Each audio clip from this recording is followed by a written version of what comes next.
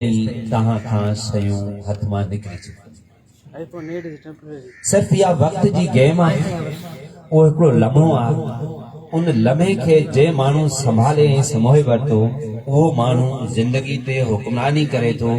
जेको माण्हू उन लम्हे खे विञाए थो वेहे, पोइ उहो पूरी उमिरि पशेमानी जी ज़िंदगी गुज़ारे थो। ऐं पाण सभु हिते गॾु थिया आहियूं त उन लम्हे जी उपकार कयूं त कहिड़े तरीक़े सां ही नंढो बालक जेको असां ऐं तव्हां सभिनी जे विच में वेठो आहे, उनजो उन लम्हे खे कीअं कामिल कजे, अकमल कजे, कीअं काराइतो कजे, कीअं सिबाइतो कजे, कीअं हिकिड़ो पुरमग़्ज़ बणाइजे त जीअं इहो लम्हो असांजी क़ौम जी तारीख़ जो असासो बणिजे।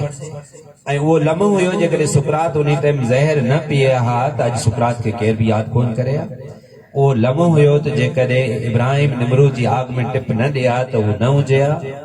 उहो लम्हो हुयो जेकॾहिं फिरौन मूसा सां न विड़े हा त अॼु उनखे केर यादि कोन करे हा। उहो लम्हो हुयो जेकॾहिं रूपलो उन टाइम हिकिड़े साम्राज्य सां मुहादो न अटकाया त अॼु उनखे केर कोन यादि करे हा। त फ़क़ति ज़िंदगी हिकु लम्हे जी गेम आहे। ही लम्हो आहे जेको काराइतो बि थी सघे थो ऐं जेको फज़ूल बि वञी सघे थो। ऐं अॼु आऊं जीवन जो तमामु घणो शुक्रगुज़ार आहियां जंहिं मुंहिंजी ज़िंदगी जा चंद लम्हा तव्हां सां गुज़ारण जो ऐं कुझु सेखारण कोन आयो आहियां, कुझु ॿुधाइण कोन आयो आहियां। ऐं सिर्फ़ु तव्हांजे कदमनि में वेही करे तव्हां सां कुझु लम्हा गुज़ारण आयो आहियां त जीअं पाण सभई गॾिजी करे पंहिंजा दर्द साझा आहिनि, पंहिंजूं मुश्किलातूं साझियूं आहिनि, पंहिंजो मुस्तक़बिल साझो आहे, पंहिंजा बचा साझा आहिनि। पाण गॾिजी करे उपकार करियूं त असां जंहिं समाज में रहूं था इहो समाज ईअं छो आहे, असां ॿियनि क़ौमनि वांगुरु तरक़ी छो न पिया कयूं, असांजा ख्वाब एतिरा हसीन छो न आहिनि, असांजो मुस्तक़बिल एतिरो ताबनाक छो न आहे, असां वटि किताबनि जी उहा भरमार छो न आहे, असां वटि समाजी तौर ते उहा तरक़ी कामयाबी कामरानी छो न आहे। छा इहो महज़ हिकु इत्तफ़ाक़ आहे या इहो हिकु तारीख़ी फ़ैसिलो आहे? जेकॾहिं इहो तारीख़ी फ़ैसिलो आहे त इन जे पोयां उहे कहिड़ा असबाब आहिनि जंहिं असांखे हिन नहज ते अची विहारियो आहे। जॾहिं मुंहिंजो अदे तारीफ़ करायो, इंतिहाई शुक्रगुज़ार आहियां जेको हुन लाड़ जे उन तमामु महान साथियुनि सां जेको सो जोड़ियो, मौलवी अहमद मल्लाह खां थींदे साईं जेको न फाजिल साहब जो भी जिक्र थियो त आकाश जो भी जिक्र थियो, पर ये सभई माण्हू असां सभई इज्तिमाही तौर ते पंहिंजे पंहिंजे हिस्से पति जो कम पिया कयूं। ऐं असां सभिनी खे इहो ॾिसणो आहे त असां किथे वेठा आहियूं। त अॼोको जेको पाण मौज़ू रखियो हुयो इन ते पाण तालीम जे हवाले सां ॻाल्हाईंदासीं। त तालीम ते ॻाल्हाइण खां पहिरीं असांखे थोरो हिन सॼे काइनाती पस मंज़र में वञिणो पवंदो, हिननि सभिनी ॻाल्हियुनि खे सम्झणो पवंदो त असां अॼु जिथे बीठा आहियूं इते असां छो आहियूं ऐं ॿिया माण्हू जेकॾहिं ॿी जॻह ते बीठा आहिनि त उहे उते छो आहिनि। इहो बुनियादी सवाल आहे जेको असांजी चैलेंजिस ते मबनी आहे। असां जंहिं काइनात में रहूं था ऐं छो जो पोयां पंहिंजे सां गॾु नंढड़ा शागिर्द बि वेठा आहिनि, अॼु मूंखे तकरीर जो मौज़ू कुझु तरीक़ो चेंज करणो पवंदो ऐं हुननि खे बि पाण सां गॾु खणी हलंदुसि। पाण जंहिं काइनात में वेठा आहियूं ही काइनात तक़रीबन अॼु खां 13.7 बिलियन साल पहिरीं वजूद में आई आहे। ही सॼी काइनात बाबा माना पाण वटि थिया 100, पोइ 1000, पोइ लख, पोइ 10 लख गॾिबा आहिनि, पोइ हिकिड़ो मिलियन थींदो आहे न, पोइ वरी मिलियन मां बिलियन थींदो आहे। इहा तक़रीबन 13.7 बिलियन पहिरीं ही सॼी काइनात वजूद में आई आहे, जंहिंमें साईं सलीम साहब ॾाढो ख़ूबसूरत ज़िक्र कयो त असां जॾहिं पढ़ायूं था त ॿारनि खे उन सॼे तनाज़र में वञी पढ़ायूं। पोइ इहा काइनात ठही ऐं काइनात ठहण खां पोइ हिन में अनेक लखनि जी तइदाद में सितारा आहिनि जेके राति जो चमकनि था न, इहे सभु सितारा आहिनि। अच्छा, पोइ इहो लखनि सालनि ताईं काइनात जे जुड़ण जो सिलसिलो हलंदो रहियो ऐं असां जंहिं ज़मीन ते बीठा आहियूं इन ज़मीन खे माना हिकिड़ो सोलर सिस्टम, मतिलबु ईअं त हिकिड़ो सितारो उन जे चौधारी वरी ॿिया गिरह ठहंदा आहिनि त उहो हिकिड़ो सोलर सिस्टम ठही वेंदो आहे। पाण जे सोलर सिस्टम ते वेठा आहियूं इन सोलर सिस्टम के तकरीबन 4.5 अरब साल गुजरी विया आहिनि, जंहिंमें विच में सिज बीठो आहे, उनजे चौधारी ही सभु सियारा घुमनि पिया, जंहिंमें जेको न सो पंहिंजो जुपिटर भी अची वियो, सैचरन भी अची वियो, मार्स भी अची वियो, उन में पंहिंजी ज़मीन भी अची वई। ये सभई जेके 6-7 सियारा आहिनि उहे उनजे चौधारी घुमनि पिया। ऐं जॾहिं ही काइनात वजूद में आई त 4 शयूं वजूद में आयूं। हिकिड़ी एनर्जी हुई, हिकिड़ो मादो हुयो, हिकिड़ो स्पेस वजूद में आयो, हिकिड़ो ज़मान वजूद में आयो। ऐं अॼु असां उन 4 ई हादसातनि जे करे हिते मौजूद आहियूं। पोइ लखनि सालनि ताईं इहो हिकिड़ो बारिशुनि जो सिलसिलो हलंदो रहियो। तव्हांजी ज़मीन गरम हुई, थधी थींदी रही, थींदे थींदे वरी इन ते पोइ ज़िंदगी वजूद में आई। ऐं पोइ उन्हनि बारिशुनि जो सिलसिलो एतिरो वधी वेंदो हुयो जो टेम्परेचर किरी पवंदो हुयो, ऐं पोइ हीअ सॼी ज़मीन जेका हूंदी इहा बर्फ़ सां ढकिजी वेंदी हुई। तव्हां डायनोसार ॿुधा हूंदा न बाबा, ये डायनोसार छो मरी विया? ॾिसो ॾिसो ॾिसो, पाण खां डायनोसार इलाही वॾो हुयो न, पर उहो मरी वियो। छो मरी वियो? छाजे करे त हुन पंहिंजे पाण खे हालात मुताबिक़ जीअण जो ढंग न सिखियो, मरी वियो। अॼु जेकॾहिं पाण अॼोके समाज में रहण जो तौर तरीक़ा या जदीद शयुनि सां पाण खे हमकिनार न कंदासीं त पाण केॾा बि वॾा हुजूं, पर डायनोसार वांगुरु पाण हिन कुरे अर्ज़ ते का बि मुक़त हैसियत नथा रखूं। हू ख़लील जबरान ॾाढी सुठी ॻाल्हि लिखी हुई त हिकिड़ो पत्थर पाणी में किरियो त ज़ोरदार धमाको थियो, लहरूं थियूं, त पासे में हिकिड़ो वण बीठो हुयो, हुनजे सुकल पन खे बि जोश आयो, हुन बि पंहिंजे पाण खे उन तालाब में पानी में उछलियो, न ही लहरूं उथियूं, न ही धमाको थियो। ऐं मूं खिली ॾिनो ऐं चयो त हे बेवकूफ़ पन हिन दुनिया में हरकत उहो ई आणे सघे थो जेको पंहिंजे अंदर कुवत रखे। कुवत। डायनोसार मरी वियो। छो मरी वियो? छाजे करे जो हुन पंहिंजे पाण खे जेको न हालात मुताबिक़ हू सर्वाइव न करे सघियो, बचा न करे सघियो। ही ज़मीन जेका बाबा पंहिंजी आहे न, इहा 5 दफ़ा सॼी बर्फ़ सां ढकिजी वई, माना मुकमल बर्फ़ सां ढकिजी वई। पोइ वरी बर्फ़ ख़तम थींदी, वरी ज़िंदगी जो सिलसिलो शुरू थींदो, थींदे इन्हनि मां गुज़रंदे अॼु खां तक़रीबन 70,000 साल पहिरीं सुमत्रा जो हिकिड़ी वादी आहे अफ्रीका साइड ते, उन में हिकिड़ो तोबा नाले जो हिकिड़ो बरंदड़ जबल थींदो आहे बाबा। इन जे अंदरि लाव हूंदो आहे, पोइ इहो पियो पचंदो आहे, पोइ कॾहिं कॾहिं इहो फाटी पवंदो आहे। सुमत्रा जो ऐं माफ़ कजो, ऐं नंढड़नि खे गॾु खणी पियो हलणु चाहियां इन सॼे में। ऐं जेको न हू अॼु मुंहिंजे लाइ हू सातर पियो यादि अचे कि सातर खे चयो त सातर जेकॾहिं के घर में बाहि लॻल हुजे ऐं उन घर जे अंदरि हिकु नंढड़ो बालक मौजूद हुजे ऐं साॻे घर जे अंदरि हिकिड़ो आर्ट जो शहपारो मौजूद हुजे, बाहि एतिरी वधी वई हुजे जो तोखे सिर्फ़ हिकु दफ़ो अंदरि वञण जो मौक़ो मिले त ॿुधाए तूं माण्हू खे, इंसान खे बचाईंदे या आर्ट जे शहपारे खे बचाईंदे, जेके ॿई पंहिंजे जौहर में नादर आहिनि। त सातर ॾाढी सुठी ॻाल्हि कई हुई त जेकॾहिं मूंखे हिकिड़े दफ़ो अंदरि वञण जो मौक़ो मिले त आउं वञी करे बाहि खे छिके ॿाहिरि कढे ईंदुसि, त जीअं हिकु ई वक़्तु इंसान खे आर्ट खे बचाए सघां। सो अॼु पाण उन्हनि ॿिन्ही शयुनि खे गॾु खणी हलण जी कोशिशि कंदासीं। त उहो फाटो सुमत्रा जो, ऐं उन खां पोइ एतिरो धुओं फैलियो जो ही वरी सॼी ज़मीन हिकिड़े दफ़ा धुओं बरसातूं बर्फ वही। ऐं इन में छा थियो त माण्हुनि जी भंजडा थई, माण्हू भॻा हेॾां होॾां। पोइ वरी जेके बची सघिया उन सर्वाइव कयो, ॿिया मरी विया। उन्हनि ज़माने जा चैलेंजिस हुआ। 50,000 साल पहिरीं वरी हिकिड़ो ॿियो वाक़ियो पेश अची वियो, उहो बि जब्राल्टर खां ई थियो। त अफ्रीका ऐं यूरोप जो इहो जेको आहे तव्हां नक्शे में ॾिसंदा, अचानक ईअं थियो त हितां ख़ुश्की थोरी हुई ऐं ओरियां जेको यूरोप जो पासो हुयो इहो इलाही हेठि हुयो। अचानक इहा ज़मीन जो टुकड़ो हितां टुटी पियो, एटलांटिक जो सॼो पाणी काहे पियो ऐं यूरोप जो इहो सॼो पासो, इहो जेको मेडिटेरियन सी आहे, इहो पहिरीं न हुयो, जब्राल्टर जे टुटण खां पहिरीं हो ई कोन।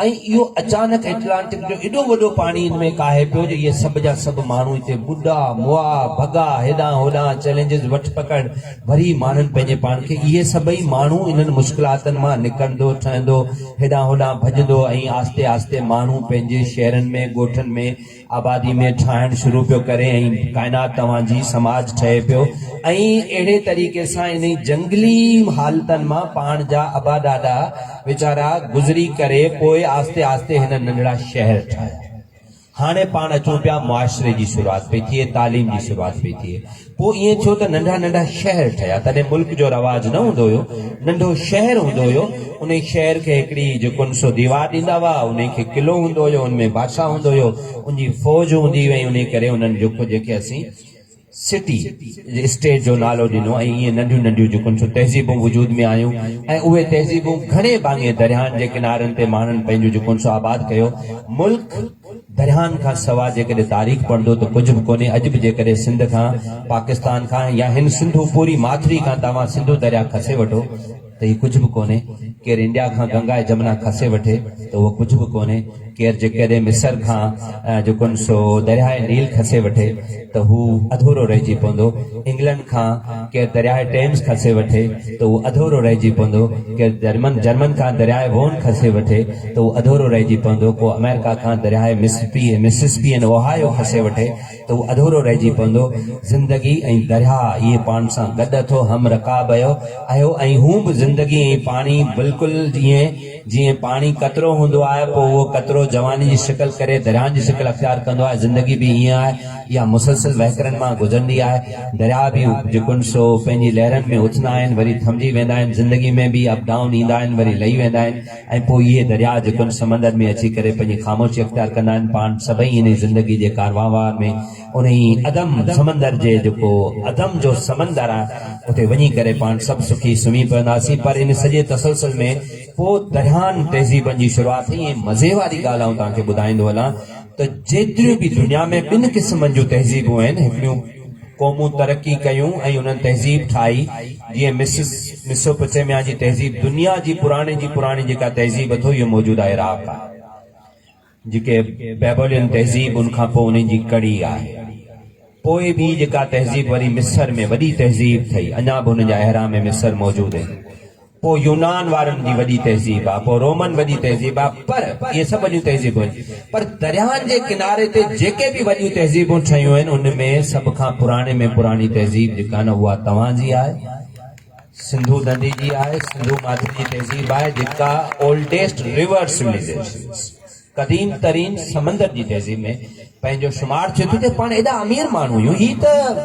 यूरोप जेको अॼुकल्ह तव्हांखे ॾेखारे पियो ऐं वॾी ॻाल्हि आहे त कुझु कोन्हे इहा कल ट्योरी जी ॻाल्हि आहे अञा त हिन जा खीर वारा ॾंद बि कोन टुटा आहिनि हीअ त कल ट्योरी जी ॻाल्हि आहे रेनेसां जी तहरीक पियल आहे ऐं अचां थो इल्म जो सॼो ऐं तारीख़ी तनाज़ुर में अची करे पोइ ॻाल्हाईंदुसि त हाणे पाण किथे बीठा आहियूं ऐं पाण खे जेको सो किथे बीहणो आहे तहज़ीबनि जो सिलसिलो शुरू थियो माना पाण जंगल वारे इन ज़माने मां गुज़रंदे करे जंगल में सिखण जो कमु ॾाढो ज़बरदस्त हूंदो जंगल जे ज़माने में माण्हू वटि को बि स्कूल कोन हुयो इन करे माण्हू रांदि रूम जे करे सिखंदो हुयो माण्हू ॾाढो भलो सिखंदो हुयो ॾाढो बहितर सिखंदो हुयो पोइ ज़रई समाज ऐं सनती समाज माण्हू जी एजुकेशन खे सफ़ा फाड़ियो करे विधो कीअं कयो अची करे मुंहिंजो सॼो पस मंज़र तव्हांखे ॿुधायां थो ऐं हीअ रुगो तहज़ीबनि जूं कड़ियूं जोड़े इल्म खे हिन सां कनेक्ट करे ऐं पोइ आऊं ईंदुसि तालीम खां अची करे मॉडर्न जदीद तालीम ते ईंदुसि ऐं पोइ पाण ॻाल्हाईंदासीं त हाणे पाण खे पोइ नौजवाननि जे बि करियर ते ॻाल्हाइबो त हिननि जे लाइ कहिड़ा कहिड़ा हितां रस्ता निकिरनि पिया दुनिया ईंदड़ हज़ारनि सालनि ताईं कीअं हूंदी ऐं पाण खे कीअं प्लैनिंग करणु घुरिजे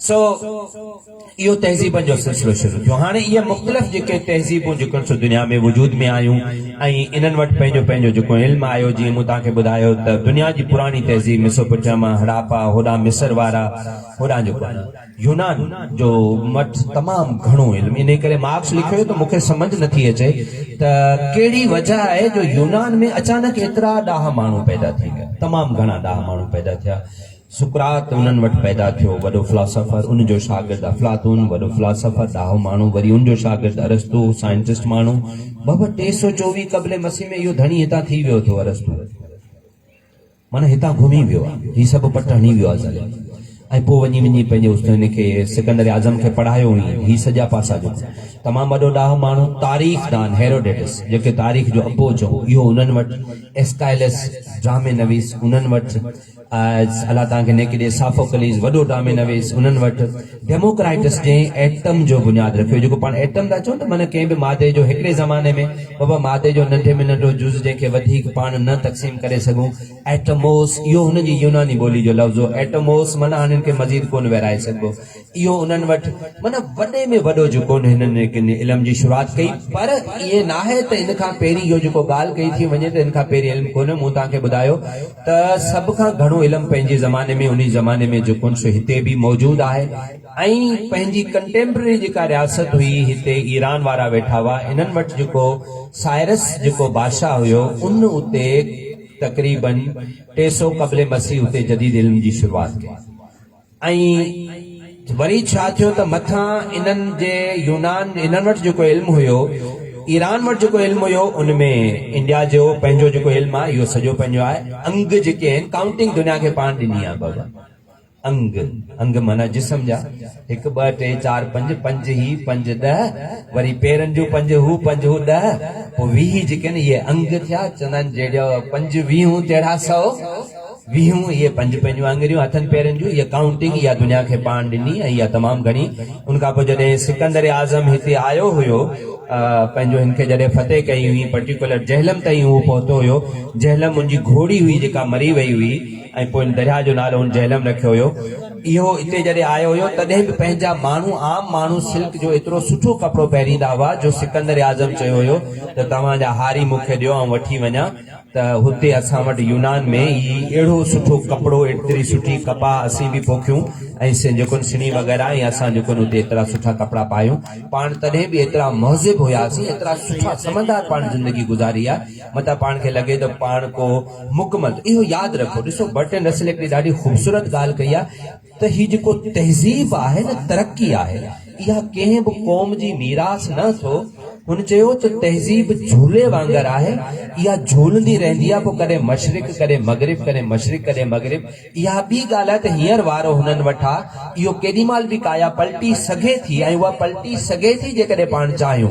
उन ई लाइ पाण जिते वेठा आहियूं त पाण ॻाल्हि ॿोल करियूं, पाण कीअं पंहिंजो मुस्तक़बिल सुधारियूं, पाण पंहिंजे बचनि जी कीअं तरबियत कयूं, पाण एजुकेशन खे किथे खणी अचूं त जीअं पाण हिकिड़े बहितर मुस्तक़बिल जी जेको सो इन्हनि जेको न पंहिंजो इहो इन्हनि वटि जेको हिकिड़ो तहज़ीब जो सिलसिलो शुरू थियो। हाणे इहो इल्मु आयो ईरान में, ईरान वटि 2 कड़ियूं अची मिलियूं। इंडिया मां बि इल्मु खणी आया। ईरान वटि पंहिंजो सासानी इल्मु हुयो, ऐं हुननि वटि जेको पंहिंजी जेका मज़हबी रस्म हुई उन्हनि वटि उहो बि खणी आया। टियों जेको हुननि वटि इल्मु हुयो उहो ईरान वटि इहो त ईरानी जंगजू हुआ, छो जो उहो पंहिंजी हुकूमत हुननि खे करणी हुई। त इन्हनि टिनी रवायतनि खे हुननि गॾायो ऐं उन्हनि पंहिंजे इल्मु। ईरान जे अंदरि हिकिड़ो मदरसो हुयो, पोइ बाद में जेको हुननि खे गंदे शाहपुरा चइबो आहे। गंदे शाहपुरा जी तव्हां वञी तारीख़ पढ़ो, इहो पंहिंजी तारीख़ जो हिकिड़ो इंतहाई अज़ीम तरीन जेको मदरसो हुयो, जंहिं वटि इज्तिमाही तौर ते दुनिया जो जेको इल्मु हुयो, जेको इवन अॼु बि कंहिं जदीद जेको लाइब्रेरी वटि ओतिरो इल्मु न हुजे, जेको उन वटि हिकिड़े इन अकेले मर्कज़ तालीमी मर्कज़ में इन्हनि वटि जेको गंदे शाहपुरा में ईरान जे अंदरि इहो जेको इल्मु मौजूदु हुयो जेको हिते। हाणे थियो ईअं त इहे टे जेके कड़ियूं हुयूं इल्म जो ईरान में जेके मौजूदु हुयूं, उनखे जॾहिं सिकंदर आज़म 336 क़ब्ल मसीह में बादशाह थियो, उनखां पोइ ही हेॾां आयो, हिन अची जेको न हमलो कयो, ईरान खां फतेह कंदे हेॾां आयो। त जेको यूनानी इल्मु हुयो, जेके असीं हेलेनिस्टिक तहरीक चऊं था या हेलेनिस्टिक नॉलेज चऊं था, यूनानी इल्मु जेको सो बि अची हिते आमेदिश अथई। त हाणे ईरान वटि जेके पंहिंजूं 3 इल्म जूं धाराऊं हुयूं, उनमें चोथों इल्मु जेको हिननि गॾायो उहो अची वियो ईरान इन जो जेको यूनानी जो। यूनान वटि सॼो साइंसी क़िस्म जो जेको इल्मु हुयो उहो सॼो शामिल थी वियो।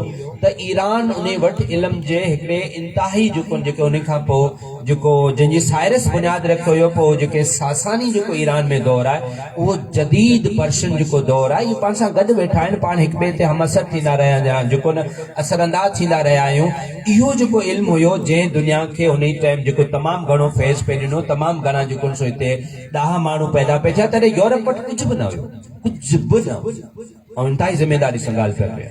यूरोप 15 सदी खां पहिरीं एतिरो ग़रीब हो जो उते जो जेको पादरी हुयो उन महू बि हर ज़ाहिरी ॻाल्हि आहे मज़हबनि खे मुख़्तलिफ़ दौर में माण्हुनि पंहिंजे मक़सद जे लाइ इस्तेमालु कयो आहे ऐं उते जो जेको पादरी हुयो उन पंहिंजे उन मज़हब खे उन अंदाज़ में यूज़ कयो जो उते इहो हूंदो त तव्हां वञी गुनाह कयो, शाम जो अचो, पैसा ॾियो, सर्टिफिकेट वठी वञो, गुनाह माफ़, पढ़णु तव्हांजो कमु न आहे, पढ़ण जी मना थियल हुई। तव्हां ॾिसो जॾहिं रिचर्ड जेको टू हुयो, जॾहिं सुल्तान सलाहदीन अयूबी सां हिन जो छा थियो हुयो त सुल्तान सलाहदीन अयूबी सां उन जेको पैक्ट कयो उन ते जेका साही कई हुई, सिग्नेचर कई हुई, उहा ॼाणी वाणी करे टेड़ी मेड़ी कई, मतिलबु शाइबो थिए त रिचर्ड पढ़ियल लिखियल आहे, माना पढ़ियल लिखियल ऐब हुयो। ऐं उते ईअं हूंदो हुयो त बाबा जेकॾहिं ॿिनि माण्हुनि में झेड़ो थियो आहे, ॿिन्ही खे तलवारूं ॾियो, विढ़नि, जेको हक़ ते हूंदो उहो बची वेंदो, जेको नाक ते हूंदो उहो जेको मरी वेंदो। ऐं मुंहिंजो जेकॾहिं अहिड़ो कानून हुजे ऐं हिते मौजूदा दौर में त असीं चांडिया त कॾहिं बि नाक ते कोन हूंदासीं। सो ऑन लाइटर नोट, सो ईअं थियो त इहो जेको माना इन्हनि वटि ही अची करे हिननि जेका साइंटिफिक नॉलेज अची करे ईरान ते पहुती, हाणे ईरान जी तहज़ीब जो बि ज़वाल पियो थिए, मथां अचनि पिया मुस्लमान, ऐं मुस्लमाननि जेको न हिकिड़ो ॾाढो भलो कमु कयो। मुस्लमाननि जो हिकिड़ो त रसूल पाक जो जेको दौर आहे उहो आहे इस्लाम जो उरूज जो दौर, पोइ खुलफाए राशिदीन जो आहे इस्लाम जो उरूज जो दौर, खुलफाए राशिदीन खां पोइ आहे मुस्लमान जो उरूज जो दौर, उहो इस्लाम जो उरूज जो दौर कोन्हे। इहो वरी हिकिड़ो ॿियो तारीख़ी तनाज़र में बहस आहे, हुन ते पोइ ॻाल्हाईंदासीं, जंहिंमें मुतलिक अनान बादशाह वेठो आहे, बादशाहत आहे, मजलिस शूरा पसे पर्दा आहे, उन टाइम जा जेके आलिम हुया, इवन इमाम हंबल जहिड़ा अज़ीम शख़्सियतूं जंहिंजी सीने में 12,000 हदीसूं महफ़ूज़ आहिनि, उहे जेल में पिया आहिनि। बहरहाल इहो ॿियो हिकिड़ो पहलू तारीख़ जो आहे, इहो मुंहिंजो मौज़ू न आहे, उन ते टाइम न ॻाल्हाईंदुसि। ऐं इन्हनि सभिनी इस्लाम जा इहे जेके बादशाह हुआ, उन्हनि सां हज़ार जेको सो हुननि ते एतिराज़ थी सघंदा, पर हुननि जेको हिकिड़ो भलो कमु कयो, माना मुस्लमाननि जी जेका तालीम जो जेको पीरियड आहे, पहिरियों उमवी दौर आहे जेको शुरू थींदो तक़रीबन 660 खां शुरू थींदो, 750 ते ख़तमु थींदो। पोइ वरी आहे अब्बासी दौर आहे जेको 750 खां शुरू थींदो अची 1100 ते ख़तमु थींदो। इहो जेको दौर आहे इहो तालीम जे हवाले सां वरी हिकिड़ो सुनहरी दौर। हाणे सॼी दुनिया अंधेरे में पई आहे ऐं वरी इल्मु अची वियो मुस्लमान कीअं अची वियो, छा कयूं, अहिड़ी कहिड़ी भली ॻाल्हि कयूं। हा, हिननि इहो कयो जो मौजूदा जेको शाम आहे इहो जॾहिं यूनान ऐं रोमन एम्पायर एलेक्जेंड्रिया जो जेको दौर रहियो त इहो शाम जेको हुयो इहो हुयो ज़ेर असर हुकूमत रहियो यूनान वारनि जे, सिकंदरिया उन्हनि जो जेको उन्हनि खे सेंटर कयो। हाणे उते जी जेको अरबी वेठो हुयो, शाम जो जेको अरबी हुयो उनखे ॿ फ़ाइदा हुआ। हिकिड़ी ॻाल्हि त हू पढ़ियो लिखियो न यूनानी ॿोली पढ़ी लिखी, छो जो उहा उते जी मुल्क जी ॿोली हुई, अरबी हुनजी मादरी ज़बान हुई। अब्बासी खलीफ़नि हिकिड़ो भलो कमु कयो, हिनखे चयो त तव्हां हीअं कयो त तव्हांखे छो जो यूनानी ॿोली अचे थी, किताब सभु यूनानी में, तव्हां अरबी में तर्जुमो कयो। ऐं मूं जेको तव्हांखे गंदे शाहपुरा चयो आहे, तव्हां इन जी सॼी तारीख़ पढ़ो, एॾो वॾो मवाद जेको आहे उहो हिन तर्जुमो कयो। हाणे इहो उहो दौर थियो 700 जो वारो जेको पाण पढ़ूं पिया, 660 खां वठी 750 खां पोइ 750 खां वठी 1100 वारो जेको दौर आहे, जंहिंमें हिननि किताबनि जा किताब सभु तर्जुमा। अच्छा, संस्कृत ज़बान जो सॼो किताब उते पहुता, ईरान ई मुदा ॿुधाए रवायत ईरान खां ठही वई, हुते पहुती, इहो तर्जुमा थिया, ईरान सॼो तर्जुमो थियो, ऐं हुतां हेलेनिस्टिक जेको इल्मु आयो यूनान वारो उहो तर्जुमो थियो। ऐं इहो नतीजो निकितो जो मुस्लमान इन दौर में इल्म खे दुनिया जे जंहिं ख़िते में जेको कुझु फैलायो, इहो यूरोप वॾी जेको न सो हिकिड़ी तारीख़ी जेको न बेवाजिबी करे थो, जॾहिं हू इन कंट्रीब्यूशन खे डिक्लाइन करे थो, इहो हुननि जो। ऐं असां हमेशह अॼु हिते न, मुंहिंजी जेका एमफिल आहे उहा पोस्ट कॉलोनियल में आहे, त अंग्रेज़ जॾहिं हिते आयो हुयो, हिन असां सां कहिड़ियूं बेवाजिबियूं कयूं, मूं उन ते एमफिल कयो, ऐं मुंहिंजी जेका PhD आहे उहा बि आइडेंटिटी ते आहे, तशख़ुस ते आहे, त मुंहिंजी शनाख़त मूंखे जेकॾहिं सलवार कमीज़ पातल आहे त मां कतई नथो थिए त आऊं को एतिरो सुधरियल कोन आहियां, ऐं तूं जेकॾहिं पैंट शर्ट में अची पियो त तूं कुझु सुधरियल आहीं, इहो ईअं न आहे, इहो ईअं न, इहो हिकिड़ो लिबास आहे, हू तुंहिंजो कल्चर आहे, काफ़ी मोतबर कल्चर आहे, हीउ मुंहिंजो कल्चर आहे, हीउ बि काफ़ी मोतबर कल्चर आहे, ॿोली तुंहिंजी बि मोतबर आहे, ॿोली मुंहिंजी बि मोतबर आहे, ॿार तुंहिंजो बि मोतबर आहे, ॿार मुंहिंजो बि मोतबर आहे, न तुंहिंजो प्रोफेसर सोन जो ठहियल आहे मिठा, न तुंहिंजो किताब सोन जो लिखियल आहे, तुंहिंजो बि प्रोफेसर ईअं गोश्त पोश्त जो आहे, असांजा बि फ़क़ीर इन गोश्त पोश्त जा आहिनि। ऐं चई हुन वारी ॻाल्हि त तरदामनी हमारी पे ज़ाहिर न जायो, दामन न छोड़ दे तो फ़रिश्ते वज़ू करे, इहे रायचंद जहिड़ा माण्हू, ईअं न आहे। सो हाणे अची करे मुस्लमाननि हिकिड़ो कमु कयो जंहिंजे करे काया पलट थी वई।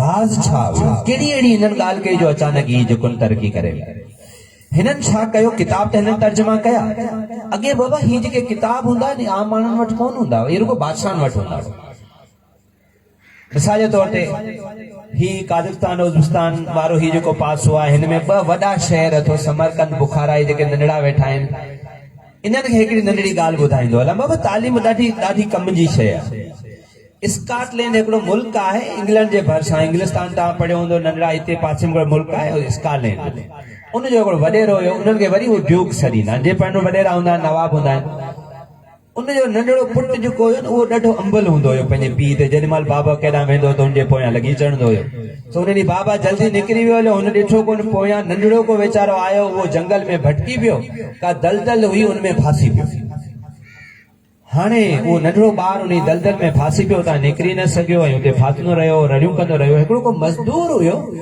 उहो राति जो उतां मां शाम जो मज़दूरी करे वापसि आयो पियो त जंगल मां ॿार जूं आवाज़ूं ॿुधई त वियो ॾिठई ची त ॾिठई हिकिड़ो नंढड़ो ॿार आहे उहो फाथो पियो आहे दलदल में उनखे उन में मिटी मां आजो करे खणी आयो उनखां पुछी त चई फलाणे नवाब जो पुटु आहियां फौरन खणी वियो नवाब जे घर उनखे पहुचाई चईसि माफ़ कजो तव्हांजो ॿारु ही फासी वियो नवाब चयो यार तो मूं ते हेॾो वॾो अहसान कयो मुंहिंजे हिन इकलौते पुट खे तो बचायो ज़िंदगी ॾिनी तुंहिंजी वॾी महिरबानी चईसि असां मज़ूर माण्हू ग़रीब माण्हू खैर पुटु ॾेई हलियो आयो सुबुह जो नवाब वरी आयो हिनजे दर ते चई ॻाल्हि ॿुधी तूं मूं ते हेतिरो वॾी महिरबानी कई ॿुधाए हाणे आउं तुंहिंजे लाइ छा कयां चईसि असीं मज़दूर माण्हू तव्हां बसि वॾी महिरबानी तव्हां मुंहिंजे पुट खे बचायो चई न तूं घुर तोखे आउं छा ॾियां त चई न मूंखे ख़ुशी थई ऐं मूं तव्हांजे बचे जी ज़िंदगी बचाई इहा भली ॻाल्हि आहे त चई न आउं तव्हांजी मदद करणु थो चाहियां ॿुधायो तुंहिंजी कहिड़ी मदद कयां तेसि ताईं उन घर कचे घर मां उनजो नंढड़ो छोकिरो ॿारड़ो उहो ढोड़ंदो ॿाहिरि आयो त बाबा ॿाहिरि बीठो आयो त हुनखां पुछी त हीउ हुन पुछो नवाब पुछो हीउ केरु आहे चई मुंहिंजो पुटु आहे चई पोइ हीअं करे इहो पुटु मूंखे ॾे हिनखे आउं पढ़ाईंदुसि उन छोकिरे खे खणी वियो उन छोकिरे खे उहो छोकिरो जेको मिटी में दलदल में फाथो ॿई वञी पढ़िया ख़र्चु हुन नवाब भरियो पोइ पढ़ी ॿई वॾा थिया ॿई वॾा माण्हू थिया जेको नवाब जो पुटु हुयो उहो जेको न अॻिते हली करे इंग्लैंड जो वज़ीर आज़म थियो जंहिंखे तव्हां विंस्टन चर्चिल जे नाले सां सुञाणो पर अॼु बि मूंखे उन चर्चिल ते का बि एॾी वॾो जेको सो फहम कोन्हे या का बि एॾो वॾो गर्व कोन्हे एज़ाज़ कोन्हे छो जो जॾहिं सेकेंड वर्ल्ड वार लॻाई हुई त हुन लखे माण्हुनि जी ज़िंदगी पर अॼु बि उहो ग़रीब जो ॿारु मुंहिंजे लाइ मुंहिंजी तारीख़ जो असासो आहे जेको एज़ाज़ आहे उन नंढड़े ॿार ॾे पढ़ी करे वञी करे तहक़ीक़ करे वञी करे पेंसिलिन ठाही दुनिया जी पहिरीं एंटीबायोटिक जंहिं लखनि बीमारियुनि जो उन ज़माने में इलाज कयो अॼु बि उहो फ्लेमिंग असांजी इंसानी इज्तिमाई तारीख़ जो महराज आहे असांखे उन ते फ़ख्रु आहे इहे नंढड़े ॿार हिकिड़े मज़दूर जे ॿार जीअं पाण सभु वेठा आहियूं तव्हां जीअं नंढड़ा वेठा आहियो ईअं वञी करे हुन पढ़ी करे जेको पर ईअं न आहे ऐं तव्हां ॿी भली ॻाल्हि ॿुधाए छॾियां नंढड़नि खे ईअं माण्हू बाबा विया आहिनि ईअं तव्हां जहिड़ो हिकिड़ो नंढड़ो हुयो उनखे शौक़ु जाॻियो उनखे थोरी घणी आलजबरा ईंदी हुई उनखे शौक़ु जाॻियो त आउं वधीक पढ़ां सोचियो त हाणे हिन शहर में हिकिड़ो सब्ज़ी विकिणण वारो माण्हू आहे जेको थोरी घणी आलजबरा ॼाणंदो वियो हुन सब्ज़ी विकिणण वारे सब्जी विकिणण वारे खे चई त मूंखे आलजबरा सिखणी आहे ठीकु आहे हुनखे जेका ईंदी हुन सेखारी चई अञा मूंखे वधीक सिखणी आहे त चई हाणे जेकॾहिं वधीक सिखणी आहे त पोइ त किताब त रुगो बादशाह वटि आहिनि ॿिए त कंहिं वटि किताब कोन्हे मूं तव्हां ॿुधाए पियो त उन ज़माने में किताब कोन आहे मुस्लमाननि अहिड़ो छा कयो त चई किताब त रुगो बादशाहनि वटि आहिनि ऐं आम माण्हू वटि किताब कोन आहे अॼु पाण लाइब्रेरी ते वेठा आहियूं किताबनि ते वेठा आहियूं ख़ुशनसीब आहियूं इहे किताब